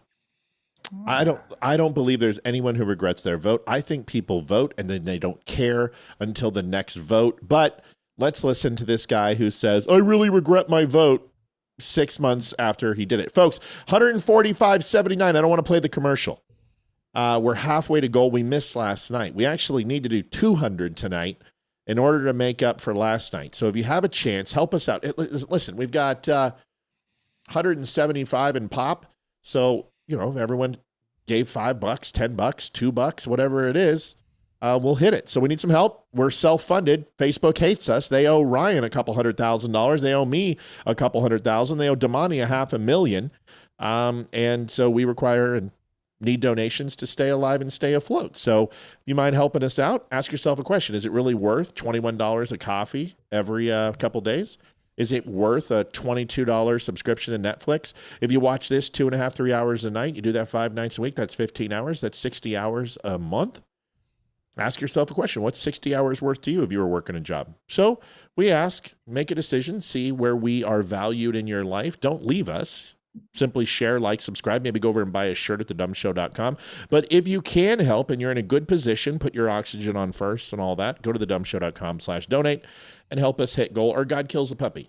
Okay? And we don't want that. Mamdani voters regret. Do you think Mamdani voters are happy with what they voted for? I think at this point, the majority of us are starting to realize there was a lot of smoking mirrors. Did you vote for him? I did. Really? And now you're at a protest for him. So what changed? Like, what did you see that made you go, I don't support this anymore? I basically see the truth, what everybody else sees. He had an opportunity, and clearly he did not follow up with anything that I thought that he promised with. First of all, justice security for like religious places has been completely obsolete. And some kind of a bogus of like grocery stores and free, it's nonsense. We know it is. It's all basically just basic marketing, free buses. So let me make sure I understand this. Everything that Mamdani marketed himself and ran on that you voted for, he's doing and you're upset. Makes sense. What did her shirt say? I just saw Jew. I don't know. Do we get, so if you play a clip and her shirt says Jew, do we still get our $7,000? I was just going to say that. I'm like, listen, it probably said, give the dumb show Jew money. And we're ready. Yeah. We'd be ready. Yeah. Anytime we're ready. 145.79. Do we really need to talk about Mamdani? I mean, it's pretty clear that this guy's a douche nozzle. He's an idiot. I mean, and they voted for him. But the problem is you see this too. Like, what does one person standing on a street corner mean about the entire city of New York regretting it, right? So if that's even real, because you see this with the Trump guys too. Oh, I regret voting for Donald Trump. I used to be a MAGA, and it's like no, because if you were, you'd be extremely happy right now. It's like, so you came out of the closet. So that's basically that's it. I'm no longer MAGA, but I am gay. So. Why I didn't sleep at a Holiday Inn, but I slept with a guy. Does that count? Go ahead, Leeroy. I mean, Mamdani had this whole thing when he was running, right? That he was going to have free buses for everyone. That was going to be a thing. He was going to, make the rich pay their fair share. That was going to be a thing. That's what he was going to use effectively to pay for the government stores. And right now, I think they only have one government store that's not even set to be open until 2030, right when he's getting ready to get booted out anyway. So, I mean, yeah, you have to kind of look at what people run on and go, did that person follow through with anything? And clearly, Mamdani is now coming off. Thankfully, people are seeing him for what he was, which is just a used car salesman. Real quick, Brian Ellis says, so what? 1.5 million should get you straight. If I got a $1.5 million donation, there's three things that I would do. The first thing I would do is $250,000. Yes, chapstick. I'd buy some chapstick. No, 250. Bobby Richardson donated $31.40. Bobby, we love you. Something's coming in the mail. We love you, kiddo. And sorry we're a little bit behind, but it's been a crazy month with taxes and all that shit. And yes, it did take till May 28th to finalize our taxes, but got something coming for you. First thing I do is I give $250,000 cash to Leeroy, $250,000 cash to Amy. Just immediately. Thomas Austin, 2110. Thank you, Tommy. I appreciate you. Do not kick the dog. Ryan, no, we don't kick the dog. You, apparently. Yeah. So no, I'm not done yet. Then I would take, there's probably 7 or 8 people who have been with this show, and I would give them full-time jobs. Ryan Samuels is one of them, for sure. And I'd give them full-time job. We bring them into the network, which we want to do anyway. We want to get Damani. We want Leeroy the show. We want Ryan Sam. We're doing that. We're really close to creating a network, but that's what we would do there. And then there would be probably 10 guests who I know desperately need some help right now, where we would help them out. That's immediate what we would do. Joanne Townsend, $50. Thank you, Joanne. We love you. Thank you, Matt, Leeroy, and Ryan. And then the last part is, that is when we go and we would use probably another 20% of that to launch the network. And that would be full streaming, multiple channels, cable, national, go in with iHeart, go in with Cumulus or somebody like that. You start signing contracts, because then you can control your reach, right? So that's what I would do with 1.5 million. I would do what I always do with money, is I would invest it properly to make business more successful. And listen, we were in a closet. Ryan remembers. I mean, he remembers the days of my black and white videos, for God's sakes. It's we've grown, and we've grown because we make good business choices. And I've have to tell my good friend Leeroy and good friend Amy, we're not there yet. And I tell them that every time. And this is where we are. Here's transparency. And they know that. And they know what they're going to get. They know, Leeroy knows as soon as he retires, he's there. He's got whatever he wants. Got him a full system, got him his camera, got him his mic, got everything he needs is right here for his own show. And that is the best we can do right now. Minus giving some stock from a company. I can't thank you enough for the technological wizardry that is everything that you've sent. It is amazing. Yeah, well, I'll tell you what, that 10,000 in stock from Wimkin would have been nice if they wouldn't have screwed us over. Moving on, Ballroom Dits. This is interesting. Dude, your mic is driving me crazy. Like, it literally, it's not, I think it's the green screen is doing it, but you're not even on blue. Hold on a second. Take it away. See, look at that. He's not there. This guy's a phony. It's AI. Oh, my God. See, no, it's the camera. He's a Fed, man. Call me Claude. Claude. It's okay. It's the camera. You just got to turn the camera off and turn it back on. It needs to reset. That's it. All right. So here's the deal. I'll put the sock back on after we get done with the show. I had a comment. Ballroom Dits. Listen to this. Like, I see so many people are upset about him building a ballroom. I could give a fuck. I don't give a shit about his because we're paying for it, whether you voted for him or not. No, we're not paying for it. It's private. First of all, even if we did, it's already bulldozed, so anytime you spend burning up about it, it's already happened. You have to decide what are you going to do in response to it. And it's like not the thing I want to concentrate on. There Okay, are so many bigger things that are consequential that I don't like him doing. And they tried to gin. Deborah, I would give you your freaking feet pics, okay? She's like, I never get nothing. Now I'm pouting. There, you get your feet pics. I would have Olivia send you feet pics. Now you're happy. There you go. Everybody up about, well, they're knocking down the White House. They've changed the White House before. And the White House does actually need a ballroom. You know, we're a big country. We were having state dinners and people were like under a tent. I've had better parties than that.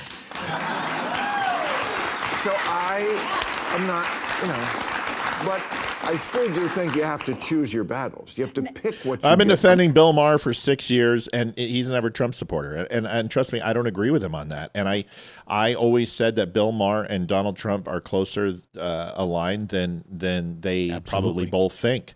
And I love Maher. I've been watching Maher since I was a boy, watching Politically Incorrect when I was a teenager. And I love where he's at. Your thoughts on the ballroom, your thoughts on Maher and his takes lately, and Ryan, you go first, and then we'll kick it over to Leeroy. Well, Maher, I think, said it perfectly. Like, number one, it's privately funded, so who gives a shit? I think that's awesome that we're not spending taxpayer money on that. That's number one. Number two, he's not the first president to do construction at the White House. Harry Truman destroyed basically the entire White House looking for the cornerstone that was laid by Washington on October 13th, 1792. And he never actually found it, but spent millions and millions of dollars looking for it and remodeled it after it was done. I knew he remodeled it. I didn't know the reasoning. That's interesting. That's cool. Yeah, he was a Mason, so he was looking for the Masonic cornerstone that was there. So, well, yeah, a little Masonic history there for you. Yeah. Secret handshake. But yeah, I don't know anything about that, man. I don't either. But the I mean, listen, he can't do anything right? He's Donald Trump, but this ballroom, I mean, it looks amazing. It looks great. You're hosting leaders of foreign nations who come here and judge your power and ability and authority to negotiate basically about how you host. Right. So if you come into the White House and it's falling apart and there's things coming down, you look like a weak, disheveled nation. I mean, it has to look good. It has to be the best. I want it to be the best. I want it to be the shiny Capitol on a hill where the whole friggin' world is like, holy crap, look at this place. That's what I want. JD still will donate $21.71. Good evening, gents. Thank you, JD. Folks, I'm going to say we're $80 away. We got to make up for last night, so we're looking for $350 is where we're at. Maybe Olivia can. Olivia, can you change the goal to $350, please? Thank you. Leeroy, your thoughts on Maher? I already know where you come out with Maher, but the ballroom, wherever else you want to talk about, go ahead.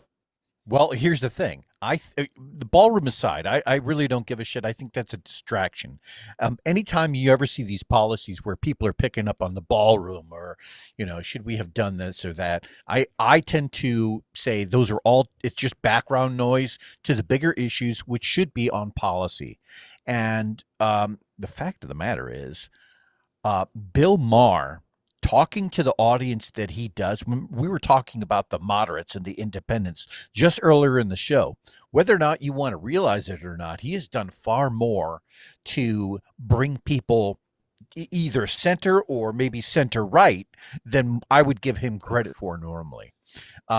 Most of the Democrat Party that has gone so far left, will you please stop? I can't. I'm not doing anything. What are you talking about? I was like, is he going to notice? Or yes, I notice. Sorry, go ahead, buddy. I think that Bill Maher does a lot to keep people grounded, and at least he keeps some tinge of right leaningness into the minds of independents and into the minds of the moderates, and I think it's needed. We absolutely need more people like Bill Maher. Yeah, I agree. It's old school Democrat when they were normal. When they were normal and had friggin' minds. God, don't you remember when they were racists and they just, they just hated anybody that wasn't them? God, the good old days. Yeah, they just switched parties one day. They just stood up and were like, "Hey, we don't want to be racist. Would you guys like to be racist?" And sure, we do. And then we're not going to vote for a Republican for 20 years, 22 years to be exact.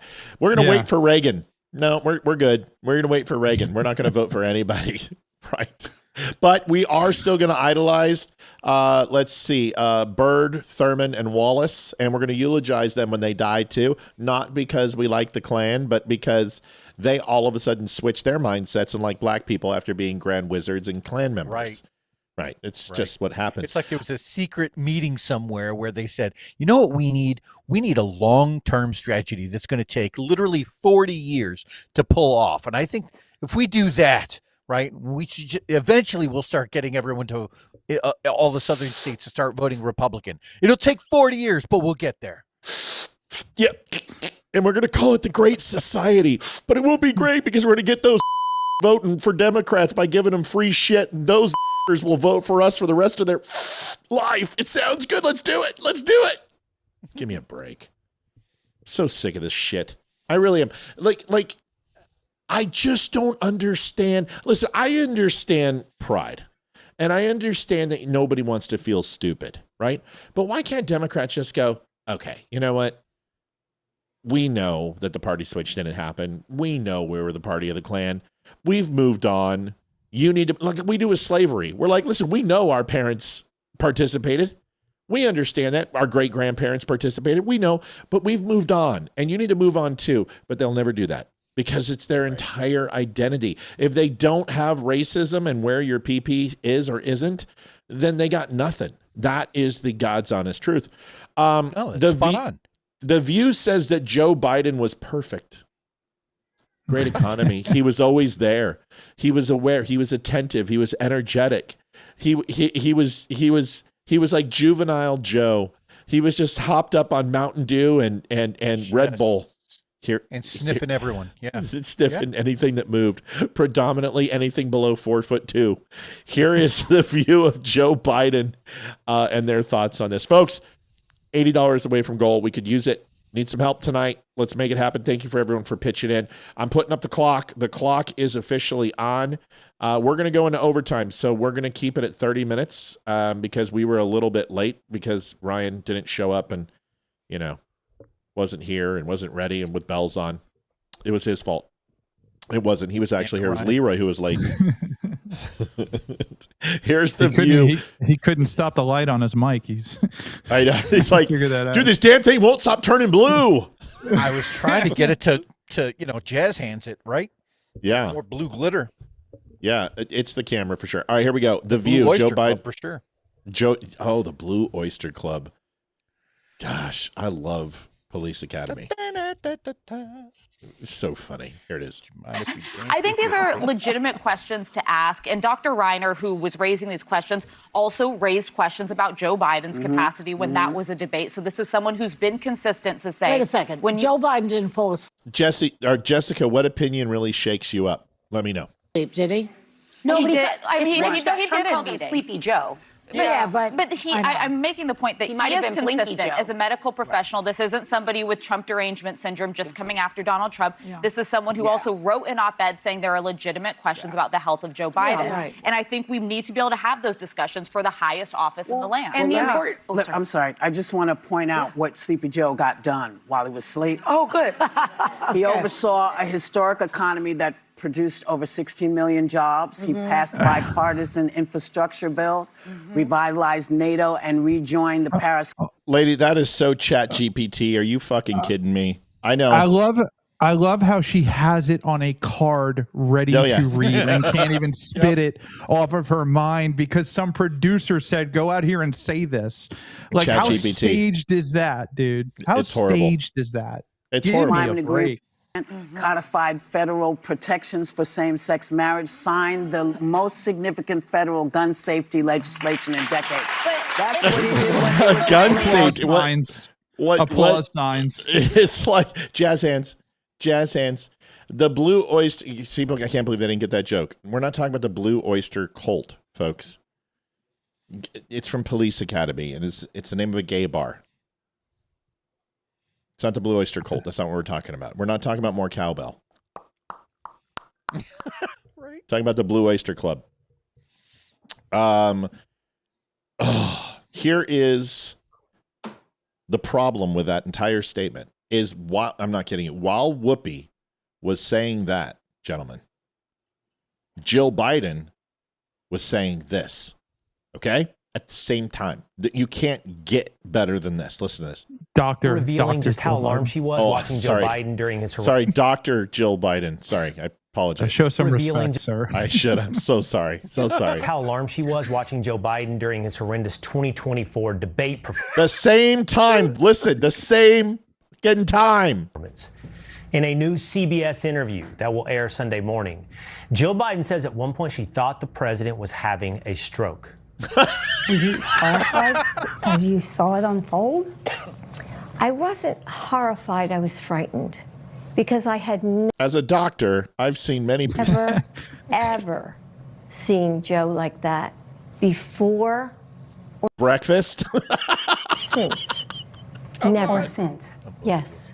Or You've since. never seen him like Never. that? No. What happened? I don't know what happened. I mean, as I watched it, I thought, oh my God, he's having a stroke. And it scared me to death. But remember when she told him after the debate how great he did? Joe, you did such a great job. You answered every question. You knew all the facts. Do I get my cupcake now? Ask the crowd, what did Trump do? Yay! Yay! Where's my ice cream? Where's my ice cream? Do I get my ice cream? I need my ice cream. Leader of the free Having world. Aide go out to fetch him a pudding pop. Yeah. Dude. Sorry, but just some of his greatest hits. If it holds near and dear to you that you like to be able to, anyway, we're going to get a lot done.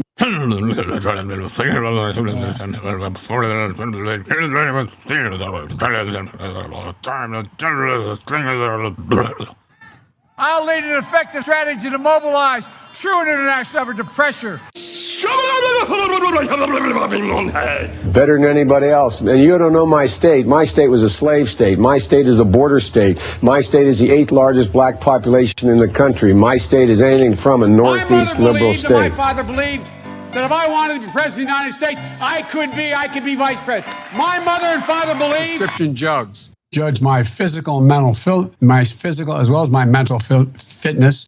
We should make sure that we have no one going to jail for a drug offense. They go directly mandatory prison. No, you haven't. You're a lying dog-faced pony soldier. You said you were, but now you got to be honest. I'm going to be honest with you. And by the way, I sit on the stand, and it get hot. I got hairy legs that turn turn blonde in the sun.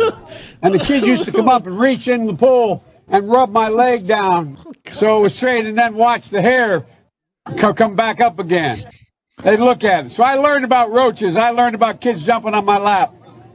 And I've loved kids jumping on my lap. And we say bye-bye. Oh, boy, yeah, just completely sane. Totally, yeah. I miss him. I do. I miss making fun of him. I miss the wandering off stage. I miss the gaffes. He turned into a Roomba. I just bounce off the walls. I just miss the blatant racism. With my hands. I don't know when what they to do had with my that hands. party.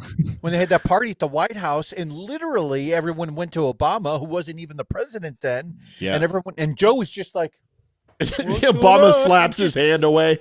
He's just it's just like, get away, cracker. Unbelievable. Oh man, I miss it. I miss him. I really do. And I miss Jill, because she's like, oh, he's, when we're at home alone, he's so lucid and so jovial and he's so energetic. I'm like, stop pretending like he's like nailing you on the bedroom floor. Come on. You're so full of shit. That's why he didn't come out to debate in 2020. That's why they kept him in a basement, because he was not lucid then. Yeah. God, that debate was I watched it. I'm just like, holy shit. How is Trump not going to win?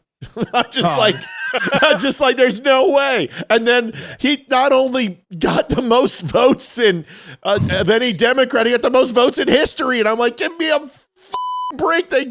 Something is not adding up here. 53 million more votes than ever in history. And then 2024 was a massive discreet 51-37, 30-21-37. Maybe a certain someone who prefers even numbers will notice this. Those are all odd numbers, Sauce. 3-21-37, all odd numbers. Sauce is OCD, and the numbers have to be even in zeros. So he always flattens out our numbers, and him and Brian go back and forth. Brian puts odds on there, and Sauce comes in there and tries to make them even, and they get into betting wars. This is a good thing for the show. Sauce, do your job. I don't know what else to say. I can't believe we're never going to see Trump debate ever again. 352-77, Mellow Denny at 3140. Play the Blue Oyster Club clip. Need a Is good that a laugh. bad thing, though? I don't know. Well, I just miss him talking shit, dude, because nobody's ever going to do it like he did. Remember when he called Rand Paul ugly? He just came out and called Rand Paul ugly, and everybody was like, "Stop, oh. Ryan."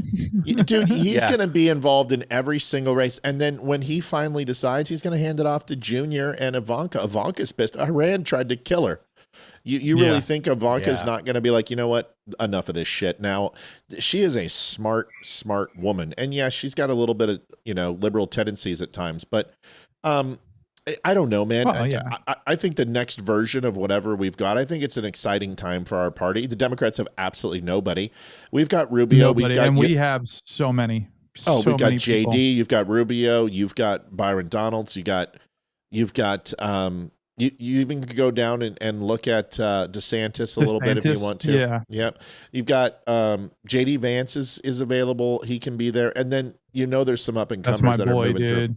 Yeah, I like JD. I do. Yeah. All right. Well, we're getting to down to nuts and bolts time.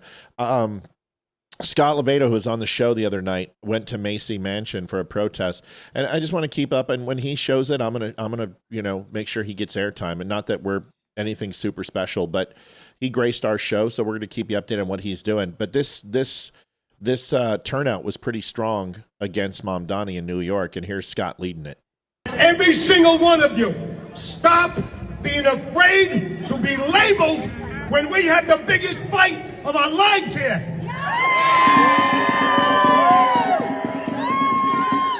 I want all true New Yorkers to follow these two sweet words that we have for Mayor Mandandy. Only true New Yorkers, all sensitive folks, just keep your mouth shut. 1, 2, 3. Fuck you! 1, 2, 3. God. Fuck you! 1, 2, 3, louder. Fuck you! Here's part 2. It's the ideology of Hamas. It's the ideology of Hezbollah and Muslim Brotherhood right here in our midst, in our country. Same ideology. Just saying I'm a Muslim does not give you, Mr. Mamdani, the permission to make Jewish New Yorkers feel unsafe.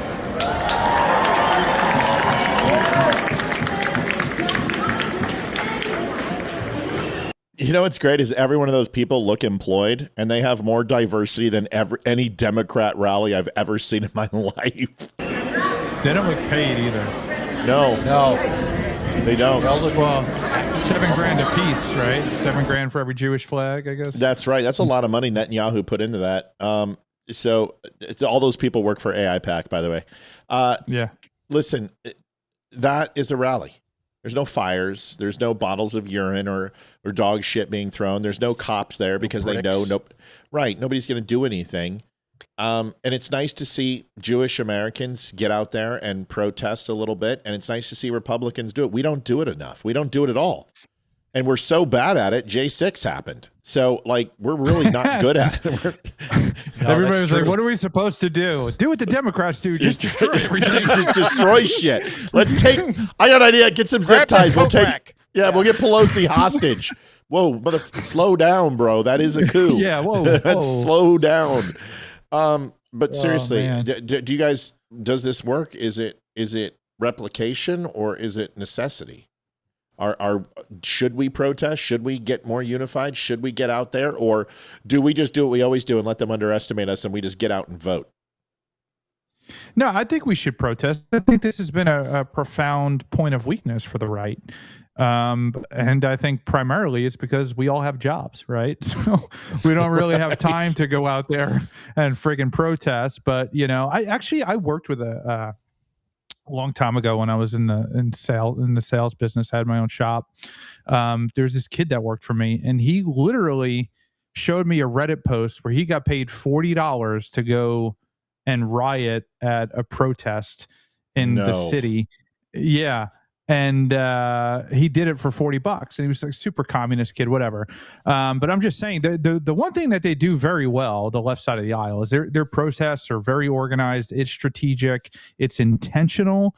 It's meant to be violent. They're not dropping off pallets of bricks for you to sit there and build yourself a fireplace to have a cookout at some of these rallies. But I think that we should protest a lot more and organize a lot more and get a really firm grassroots movement to get more people on the right politically involved. Because the problem with the right is a lot of the very conservative people, they're men, they're working, they have families, their kids has baseball games. They don't get out and fight until it's way past the point and they've had enough, right? Yeah. A vaccine mandate moment, or we're shutting down your Facebook page moment, or you're going to lose your job if you don't do what we tell you to do kind of moment. That's the weakness of the right. It's good analysis. I don't have anything to add to that. Leeroy? No, I think it's spot on. I think the more we're able to start getting people involved and impassioned in some way, and I hate to use emotion as part of the thing, but you do have to have some skin in the game, right? In order to draw a crowd, and we're talking peacefully, right? But the idea is the more people that show up, I mean, that tells you some level of engagement, and it conveys well to the opposition or to even your own party to say, hey, look, there's something going on here. And I'm not talking about the January the Sixers. I'm just talking about, people congregating, throwing a message out there peacefully and saying, look, we're not going to take this anymore. And if I'm trying to imagine it's hard to, I've never thought I'd be able to say this, but what a moderate protest might look like. Half the crowd is for abortion, half of it's not. I think that's kind of the problem with it in general. But nonetheless, I think we need to get people involved. Yeah, I like Jessica's point. Says, I think that Charlie Kirk's style of rally did more than any protest I've seen. I would agree with you. That's why they killed him. Charlie Kirk delivered a lot of votes, and he delivered a lot of the youth movement, and tapped millions of people who were part of TPUSA, which there were a lot, and used that to essentially fundraise and advertise for Trump. And it worked. That vacuum is still out there, and that's the problem. Now it's being filled by people like Candace Owens and Talafreako and all these other people. So, because here's Candace Owens. Dude, I watch Candace occasionally. And I do that. Do you so really? You have to. Oh, of course I do. You have to. Yeah, you have to. You got to know what that crazy bitch is saying. So I was watching her today, and 15 minutes she spent on defending herself that she's not a paid Russian bot. And then at the end of her show, she said this. You guys, I can't make this shit up. I can't. 15 minutes. I am not Russian. Doskavanya. Yet. So I'm not Russian. How dare you say that? I'm an American. I'm a Catholic. I'm a God-fearing woman. Just leave me alone. And then she says this at the end of her show. I shit you not. 15 minutes to defend her show, and that she's not a Russian. And then she says this at the end.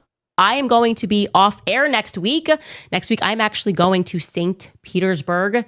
I'm so excited for that. I have been wanting to go to St. Petersburg for a very, very long time, just as a Christian in general. Just to see some of those cathedrals and churches. And we're finally making it happen, a family trip. And so that's happening. Her people are like, St. Petersburg, Nova Scotia? No. Florida? St. Petersburg, Sweden? St. Petersburg, Florida? Russia, you stupid I love the 54 on her desk. Is that I know. how many live viewers she has? No. She manually flips it over. No. God, she's so useless. I can't just wait. stand her. She really Just is. wait. We're almost done. Hold on. So I'll be off air for an entire week. I can't Why is wait she for the dressed up like headlines. Little House on the Prairie? People saying I guess I'm funded by Iran and Russia and probably Pakistan. Obviously not true. My husband's been to Russia quite a few times. Eyes up and to the right. He fishes, and You saw that too, huh? Creative part of her brain. And now she's looking down. Yeah, you see that? Creative part of the brain. Neurophysiology. Yeah. Such a lying little pantomimes of a woman when they lie. Not really hard. Just get married and you'll figure it out. Europeans just get to go everywhere. They just travel there. For them, it's a short flight. And when we got married, I was like, man, I would really love to get out there. We're finally making it happen. So I will be completely off air. Completely fun. No shit. Well, she's not dead, but at least it's a week. Right. It's a start. It's a start. Oh God, The please general fly IQ over. of the internet will go up by 5 points during that time frame, lady. Please fly out from Ukrainian airspace and get fucking misidentified by a fucking SA-7. Oh, God, that would be Please just shoot that fucker down. Imagine having a Daily Wire contract and getting fired. Yeah. The next As a person, professional podcaster. Imagine Ben Shapiro gives you a contract and you're like, one day you're like, I hate Jews. Like, smart move there, guarantee you Candace. the next week, Tucker Carlson would be on claiming that Erica Kirk did it. Oh, yeah. Oh my God. You're absolutely, dude, they're 100% right. Ben Shapiro gets you a contract. It's like literally a high school coach having Michael Jordan on his high school team and just being like, I don't fucking like him. I'm going to bench him. I'm sitting him. And you're like, it's Michael Jordan, dude. Ben Shapiro's just throwing Jew money at you. And you're like, fuck this guy. I can't take it anymore. I can't take this guy. I can't do it anymore. Ben, we are complete. Listen, we will work for a 10th of what Candace would. Like, you can give us Take her pocket salary and change. split it up. Yeah. Give us what's underneath your yarmulke or in your couch, and bro, we will take it. Just chump change. She got fired from TPUSA too, man. She got fired from 2015. Do you remember what she ran? She ran a fucking doxing site against Trump supporters. She was a liberal. She applied to CNN. She replied to MSNBC. She's not a conservative. She was a black woman who said black people are need to pull up their pants and create family values. And everyone's like, oh my God, look, it's a black conservative. Holy shit, let's put her on TV. She's the only one on the planet. Now, they're everywhere, and because they always were. It's just that they were never given platforms and they were never successful. I got to give her that credit. She was kind of a trailblazer, but you know who was doing it? Damani was doing it. Larry Elder was doing it. Officer Tatum was doing it, but nobody gave her credit. And you know how Candace doesn't prop up any black people? None. Never. She doesn't. They're a threat to her success. That's right. She eliminates her competition. She doesn't support any black people. Even Tatum, who was supposed to be her friend. Go ahead. I think you hit on a really good point there, which was that everyone that had been doing this before who happened to be black was also a male. So this is one of the first times you would get a black female saying those same words, right? And all of a sudden it's like, oh my God, it's like, the light has been, it's like a veil being lifted. Like, we can all see the truth now. And it's completely not true because she's psychotic, but it was different. I'm just waiting for her Heath Ledger cocktail. That's all I'm waiting for. Yeah. Just 4 in the morning, they find her in a hotel, and you're like, well, now we can move on. Go ahead. She's a paid actor who says things for clicks, and she lies to unintelligent people who believe it. Yeah. Sorry. Yeah. Well, I mean, that's just it. Yeah. It's just, there's a group of gullible people in this country. It's the same people who follow the WWF and say it's a real sport, or the National Enquirer and says that it's doctrine. Listen, simple people, I have no problem with. I really don't. Everyone is born with certain gifts. And I don't look at somebody who can't run a 40 and 4.2 and go, oh, you're slow, horrible, and lazy. And I don't look at somebody who can't understand the complexities of logic, understanding, and dissemination and go, well, you're a stupid moron, you're a retard. Everyone has value. But there needs to come a time where, like, dude, she's literally sitting on your face with that's okay. Obvious You know what? Wow. I'm okay with that too. You know what? Candace, sign me up. If that's a part of your club, I just put, if she has a mute button, she's good looking. No, but you're Chocolate literally taco. just, you're getting chocolate taco. God, I had a comment. I left it alone. There's so many signs. And after a while, like, God help you. If you can't just, let's see, she lied to me this day, this day, this day, this day, this day, this day, this day. Oh, what she said is true. How do you not pick up on that? Anyway, Candace Owens is done. I told you, I've already predicted the closer we get to the trial, the more she's going to spin out. Once the trial takes place and her lies are exposed, she is going to crash and burn. And I'm telling you, her narcissistic, her bipolar disorder, which she has, is going to come to fruition. And I'm honestly concerned for her. She's absolutely got PTS over Charlie. I think she hasn't grieved. I think she needs psychological help. I think she's infatuated him to like boiling bunnies in a pot. She's got some serious emotional trauma, and that chick has got to get some help, because if she doesn't, she's going to drink a fifth of vodka with some sleeping pills, and she's going to wake up and have the Whitney Houston cocktail. And I've already told you, I believe I'm not. You think I'm overreacting? You think? No, I don't know that I believe any of that. That's a woman who has, I'm going to say way more resources than I do, who has all the time in the world to go and make some couch time available. I don't know that that's it. I think this is literally a leveraging type move where she's been able to take some horrific event that happened in her life and turn it into a multi-million-dollar business. I'm sorry. That's how I see it. Well, and I think she wants a little bit of retribution about what happened to her at Turning Point USA. Of course. Because Erica was the driving force that was like, you need to get rid of this chick. They released the text messages between her and Charlie. She read them on the air. And then you're going to say, first of all, what she has done to Erica Kirk is absolutely deplorable and disgusting. To accuse her of doing that after she witnessed what happened to that whole situation was completely horrible. And Candace Owens is just trying to profit off of it. That's how I see it. I think there's a little bit of retribution, and she's just doing it for clicks to kind of make money and push herself forward, and doesn't care who she hurts. I want to challenge one thought, and this is, I don't think she's going to off herself. I didn't say that. What I'm saying is that when you have bipolar disorder, when you are manic depressive, when you're obsessive compulsive like she is, she's all of these things. We know this because this isn't new. She's not acting, Leeroy. This isn't a new thing for her. She has done this throughout her entire career. She's been fired from everything she's done. She destroys anyone who disagrees with her. I mean, look at her and Laura Loomer, for God's sakes. I mean, talk about Godzilla and Mecha Godzilla, just of smut just going after each other. And Candace is going to get played. She's going to get destroyed by Loomer. Loomer is one of the best she digs up. She's like the J. Edgar Hoover of Jewish trash columnists. She's really good at this shit.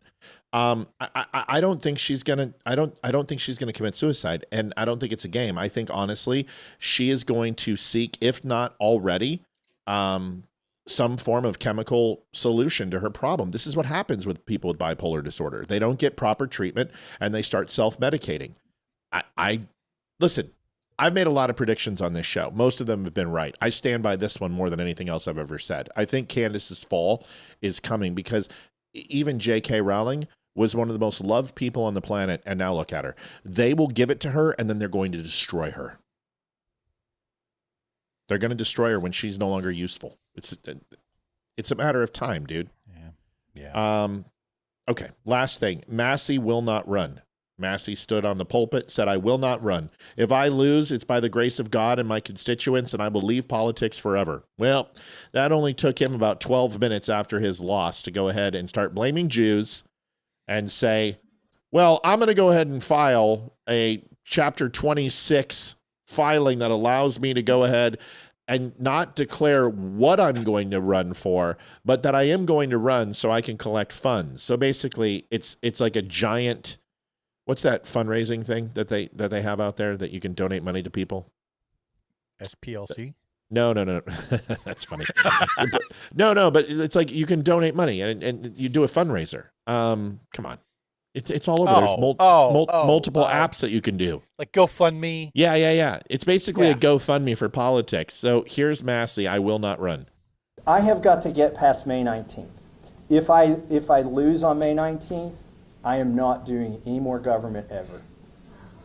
I'm not running for president, not running for governor. It's a sign from God or the people or both that I should go back to the farm. But if I do win, I would consider that seat before I would consider running for Senate or president. Time, couple more here. I want to ask about the Epstein. This guy has been saying, and let me just be honest, if I'm reading this correctly, if you have information on pedophiles and you don't disclose it or release it, you're a pedophile too. Guilty by association. Well, this guy's been saying he's had the names of pedophiles for 9 months, that he could use the speech and debate clause to protect himself, go on the House floor right now and list every person's name and be completely free of any civil or criminal responsibility. So Thomas Massie's a pedo. Files, as you've by his logic noted, the speech and debate clause actually protects you from being prosecuted for whatever you say on the floor of the House. You have named names in the Epstein files in the past. Can we expect you to name more names in the coming weeks and months? Yes. Todd Blanche is violating the law. There's still millions of files they haven't released. We know from talking to the victims' lawyers that their own 302 forms haven't been released. We know that files have been over-redacted. I have released at least 3 names of billionaires who are implicated in this. I don't think it's possible to... Along with 6 people who were literally on the witness box who had nothing to do with the case and were in a lineup who were the placebos in the lineup, and you doxed them all. Get to convictions with Todd Blanche at the top and with the FBI director, Kash Patel, at the top, because they've effectively both perjured themselves by saying that there's nobody else in the files. Even Melania doesn't believe that. The First Lady knows that Jeffrey Epstein didn't act alone. And here's the great thing, Kristen. Whether I'm in Congress or not, the Epstein Files Transparency Act is a law, and it goes on for years. So if we can't get this Attorney General and this FBI Director to do the right thing, the next ones who take those seats are obligated by law to release the files that these individuals are not releasing now. All right, before we touch on this and have a conversation, because this is Ryan Samuel's favorite guy, Olivia over on Rumble says someone should sneak some CBD oil into Candace's suitcase, then snitch on her over there so the KGB, when she gets there, will arrest her and put her in prison, and then Trump won't negotiate her release. I fucking love it. And she can blame the Jews. The Jews put it in my... It's clove oil. All right. Ryan, go defend your boy. I hate the Epstein files, like with a purple passion, dude. And I hate like talking about it. I can't stand it. We had Dan Bongino, one of the top 5 political podcasters, conservative political podcasters, screaming about the Epstein files for years, actually infiltrate the FBI. Oh shit! Thomas Massie's doing that hacking shit from his computer in Kentucky. You're going digital. You're going digital, Samuels. Go ahead, start over. Can you hear me? A little bit. There's a storm here on my satellite. It's Elon Musk. He doesn't want you to talk about the files. Right. It's the Jews and their lasers. You said Jews one too many times today, buddy. Jewish space lasers. MTG is hacking your ass. Give it to us. We had Dan Bongino infiltrate the FBI at the number 2 position with full access to everything. And guess what there was? Nothing. Yeah. Because there's nothing there. Or if it was, it's destroyed and gone forever. So there's nothing to release, right? Not to mention Joe Biden had access to all of these things, apparently, when he was president of the United States, while Donald Trump was not. That's right. Didn't find out that Donald Trump was a pedo, could have released it, right? So like I said earlier, the second you lean on the Epstein files, if you're any intelligence at all, there's nothing to it. I think Massie knows there's nothing to it. I just think it's something that gives him more screen time and sound bites. Dude, he weaponizes. the Democrat establishment dismantled Swalwell in 7 days. 7 days. They gave him an ultimatum and said, you either drop out or we're going to destroy your fucking life. And then they did. Trust me, it wouldn't take 10 years to destroy Trump if he was a pedophile. Give me a break. Leeroy, 1 minute to you, 1 minute to Sam. Ryan, can I be honest with you? This has been my favorite show in years. Like, you added so much to this, man. And I love that you're able to have a great conversation, not take things personal, know that the positive intent is there, that I love you and adore you. You've been in my house. And I just, dude, you have grown so much as a caster, and I'm so very, very proud of you. You were amazing tonight. And dude, if you're not a staple, you need to get back as often as possible, because I really enjoyed there was no whole bar tonight. Everyone was throwing punches. There was no PC. There was no Overton window. We literally threw rocks through it. So I want to say that was my minute, and I really appreciate you being on, buddy. Yeah, man, I appreciate you. Thank you for having me, man. I'm available anytime. We'll talk more offline about some ideas. Massey lover. Hey, it's okay, man. I like Ron Paul. I like Thomas Jefferson. I like Massey sometimes. I don't like the Epstein thing. I'm out. You're out. I'm done with you. The Jews. That's it. And the Jews. And the Jews. Oh my God. Yeah. I threw a post out there just to rage bait my followers. I was like, a foreign nation removed a sitting congressperson and everybody lost their shit. And I was just laughing. But you know what happened to it? It went viral. It was like one of the best posts I ever had. But 500,000 views in a day. But that's what happens when you do that shit. Yeah. Yep. So I got a question. Yeah, if holding on to names without turning them over to law enforcement, right? Isn't that obstruction? It would be. Well, right? It's at least being an accomplice to a crime. So if you have information of a crime that is not under sealed indictment or is not classified in some way, and you're not breaking another law to release that information, then 100% you're complicit in that crime. But these guys don't get held accountable for that. After the fact. Yeah, it would be an accomplice after the fact, unless that would incriminate incriminating yourself. Not to the crime, to obstruction is what he said. And I'm saying you're an accomplice to obstruction. If you have information that you willingly know is illegal of a crime that took place and do not disclose it to the authorities, you are an accomplice after the fact, and it is classified as obstruction as well. Yeah. And I'd hate for the Republican Party to start utilizing some of the same tactics that the Democrats do, which is this, if we're not going to prosecute you, but it's prosecution by procedure, which is to say we're going to completely drain your bank account and force you to defend yourself for the rest of your life. We don't want to start doing that, but I mean, it is possible it could be done here. But other than that, the only thing I would add to that conversation is that I think this is just simply Massey's way to try and stay relevant.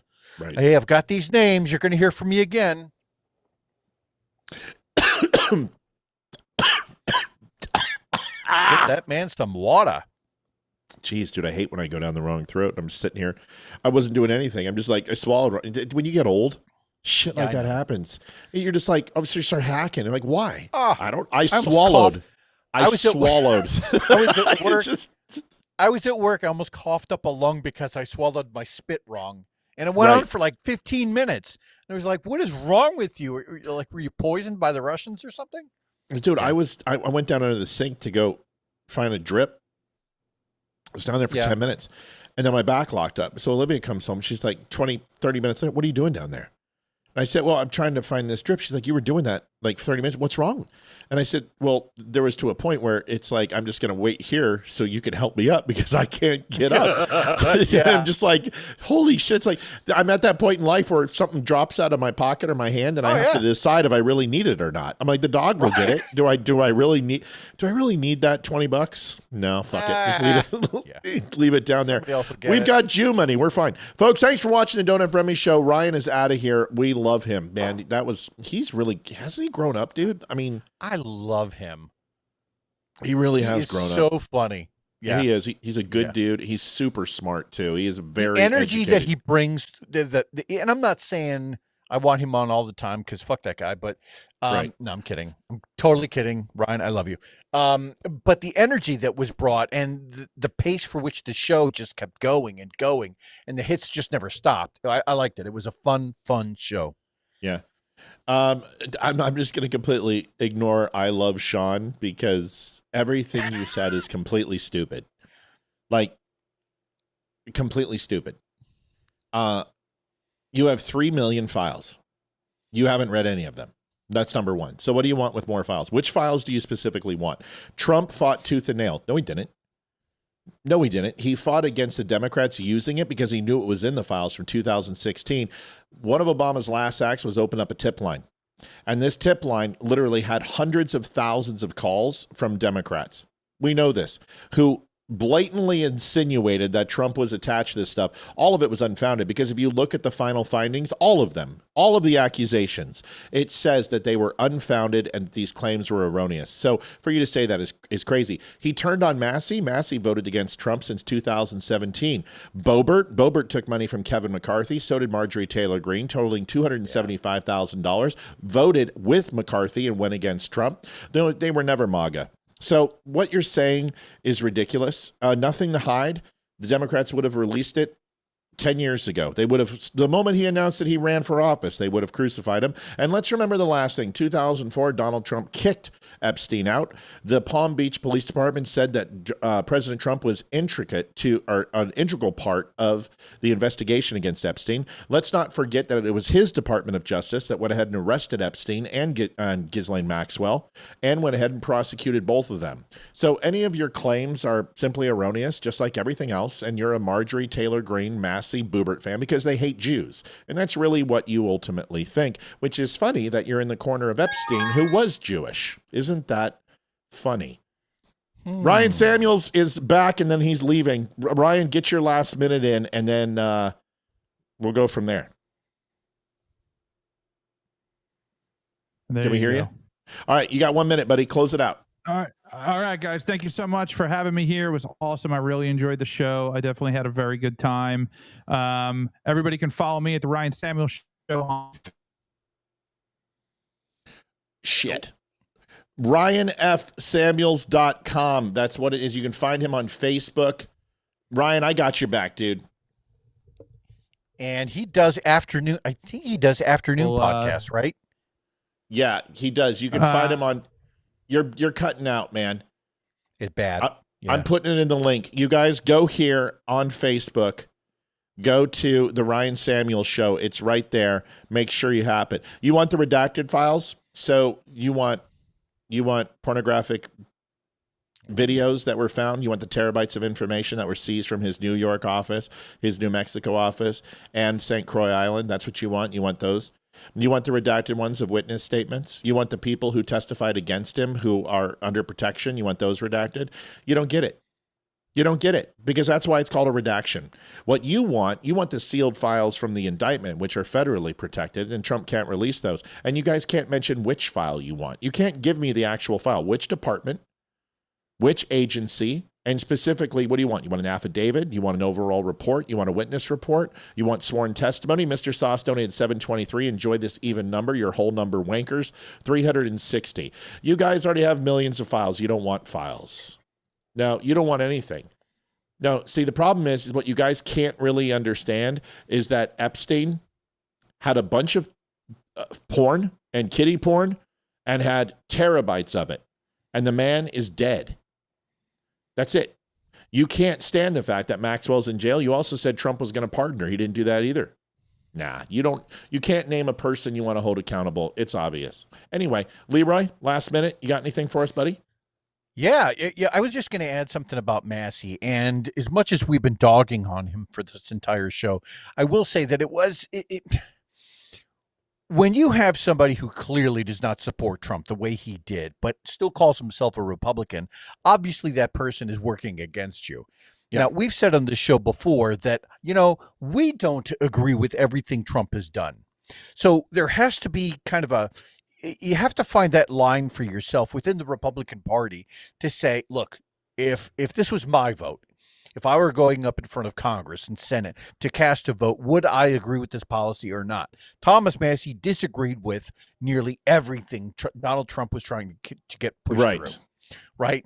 Now, if that line looked more like a 60-40 or a 40-60 split or a 50-50, there could be some more conversations to be had. But he was clearly not the right person for our party at this time. Balls. And the other guy was balls too. Oh, dude, it's nice to have you back. I wonder where you've been, dude. See ya, pal. You out yourself. Bootlicker. You see the difference between talking points and facts. There's a very, very big difference. You can't dispute anything, so you immediately go ahead and say you're a bootlicker. All you got to do is try to dispute the facts. Leeroy, thanks for being here tonight. I had a lot of fun, buddy. Yeah. We'll see you next week. Anything special going on next week, or are you good? No, I'm good. I'll be here. I love you guys. Everyone take care of each other. And Matt, thank you again. Yep. Have a good night. See you guys later. Talk to you soon. Remember, tomorrow night Thursday night will be Olivia and I. We are excited to see you. Leeroy is officially off the show. Get out of here. Get out. He's out. I'm kicking him out. Kicking him out. He's out of here. Folks, make sure you stop by tomorrow. Thursday night we'll be here at 7 o'clock. Can't wait to see you. Please do that, and we will see you then. Have a good one, everybody. Good night. Adjusting transmitter output. This is the Don't Unfriend Me show with your hosts, Matt, Leeroy, Amy, and Olivia. Geopolitics, military analysis, and election coverage. Coming to you live on all major social media channels at The Dumb Show. Thursday night we'll be here at 7 o'clock. Can't wait to see you. Honest, direct, unfiltered. We can agree, we can disagree. Just don't unfriend me.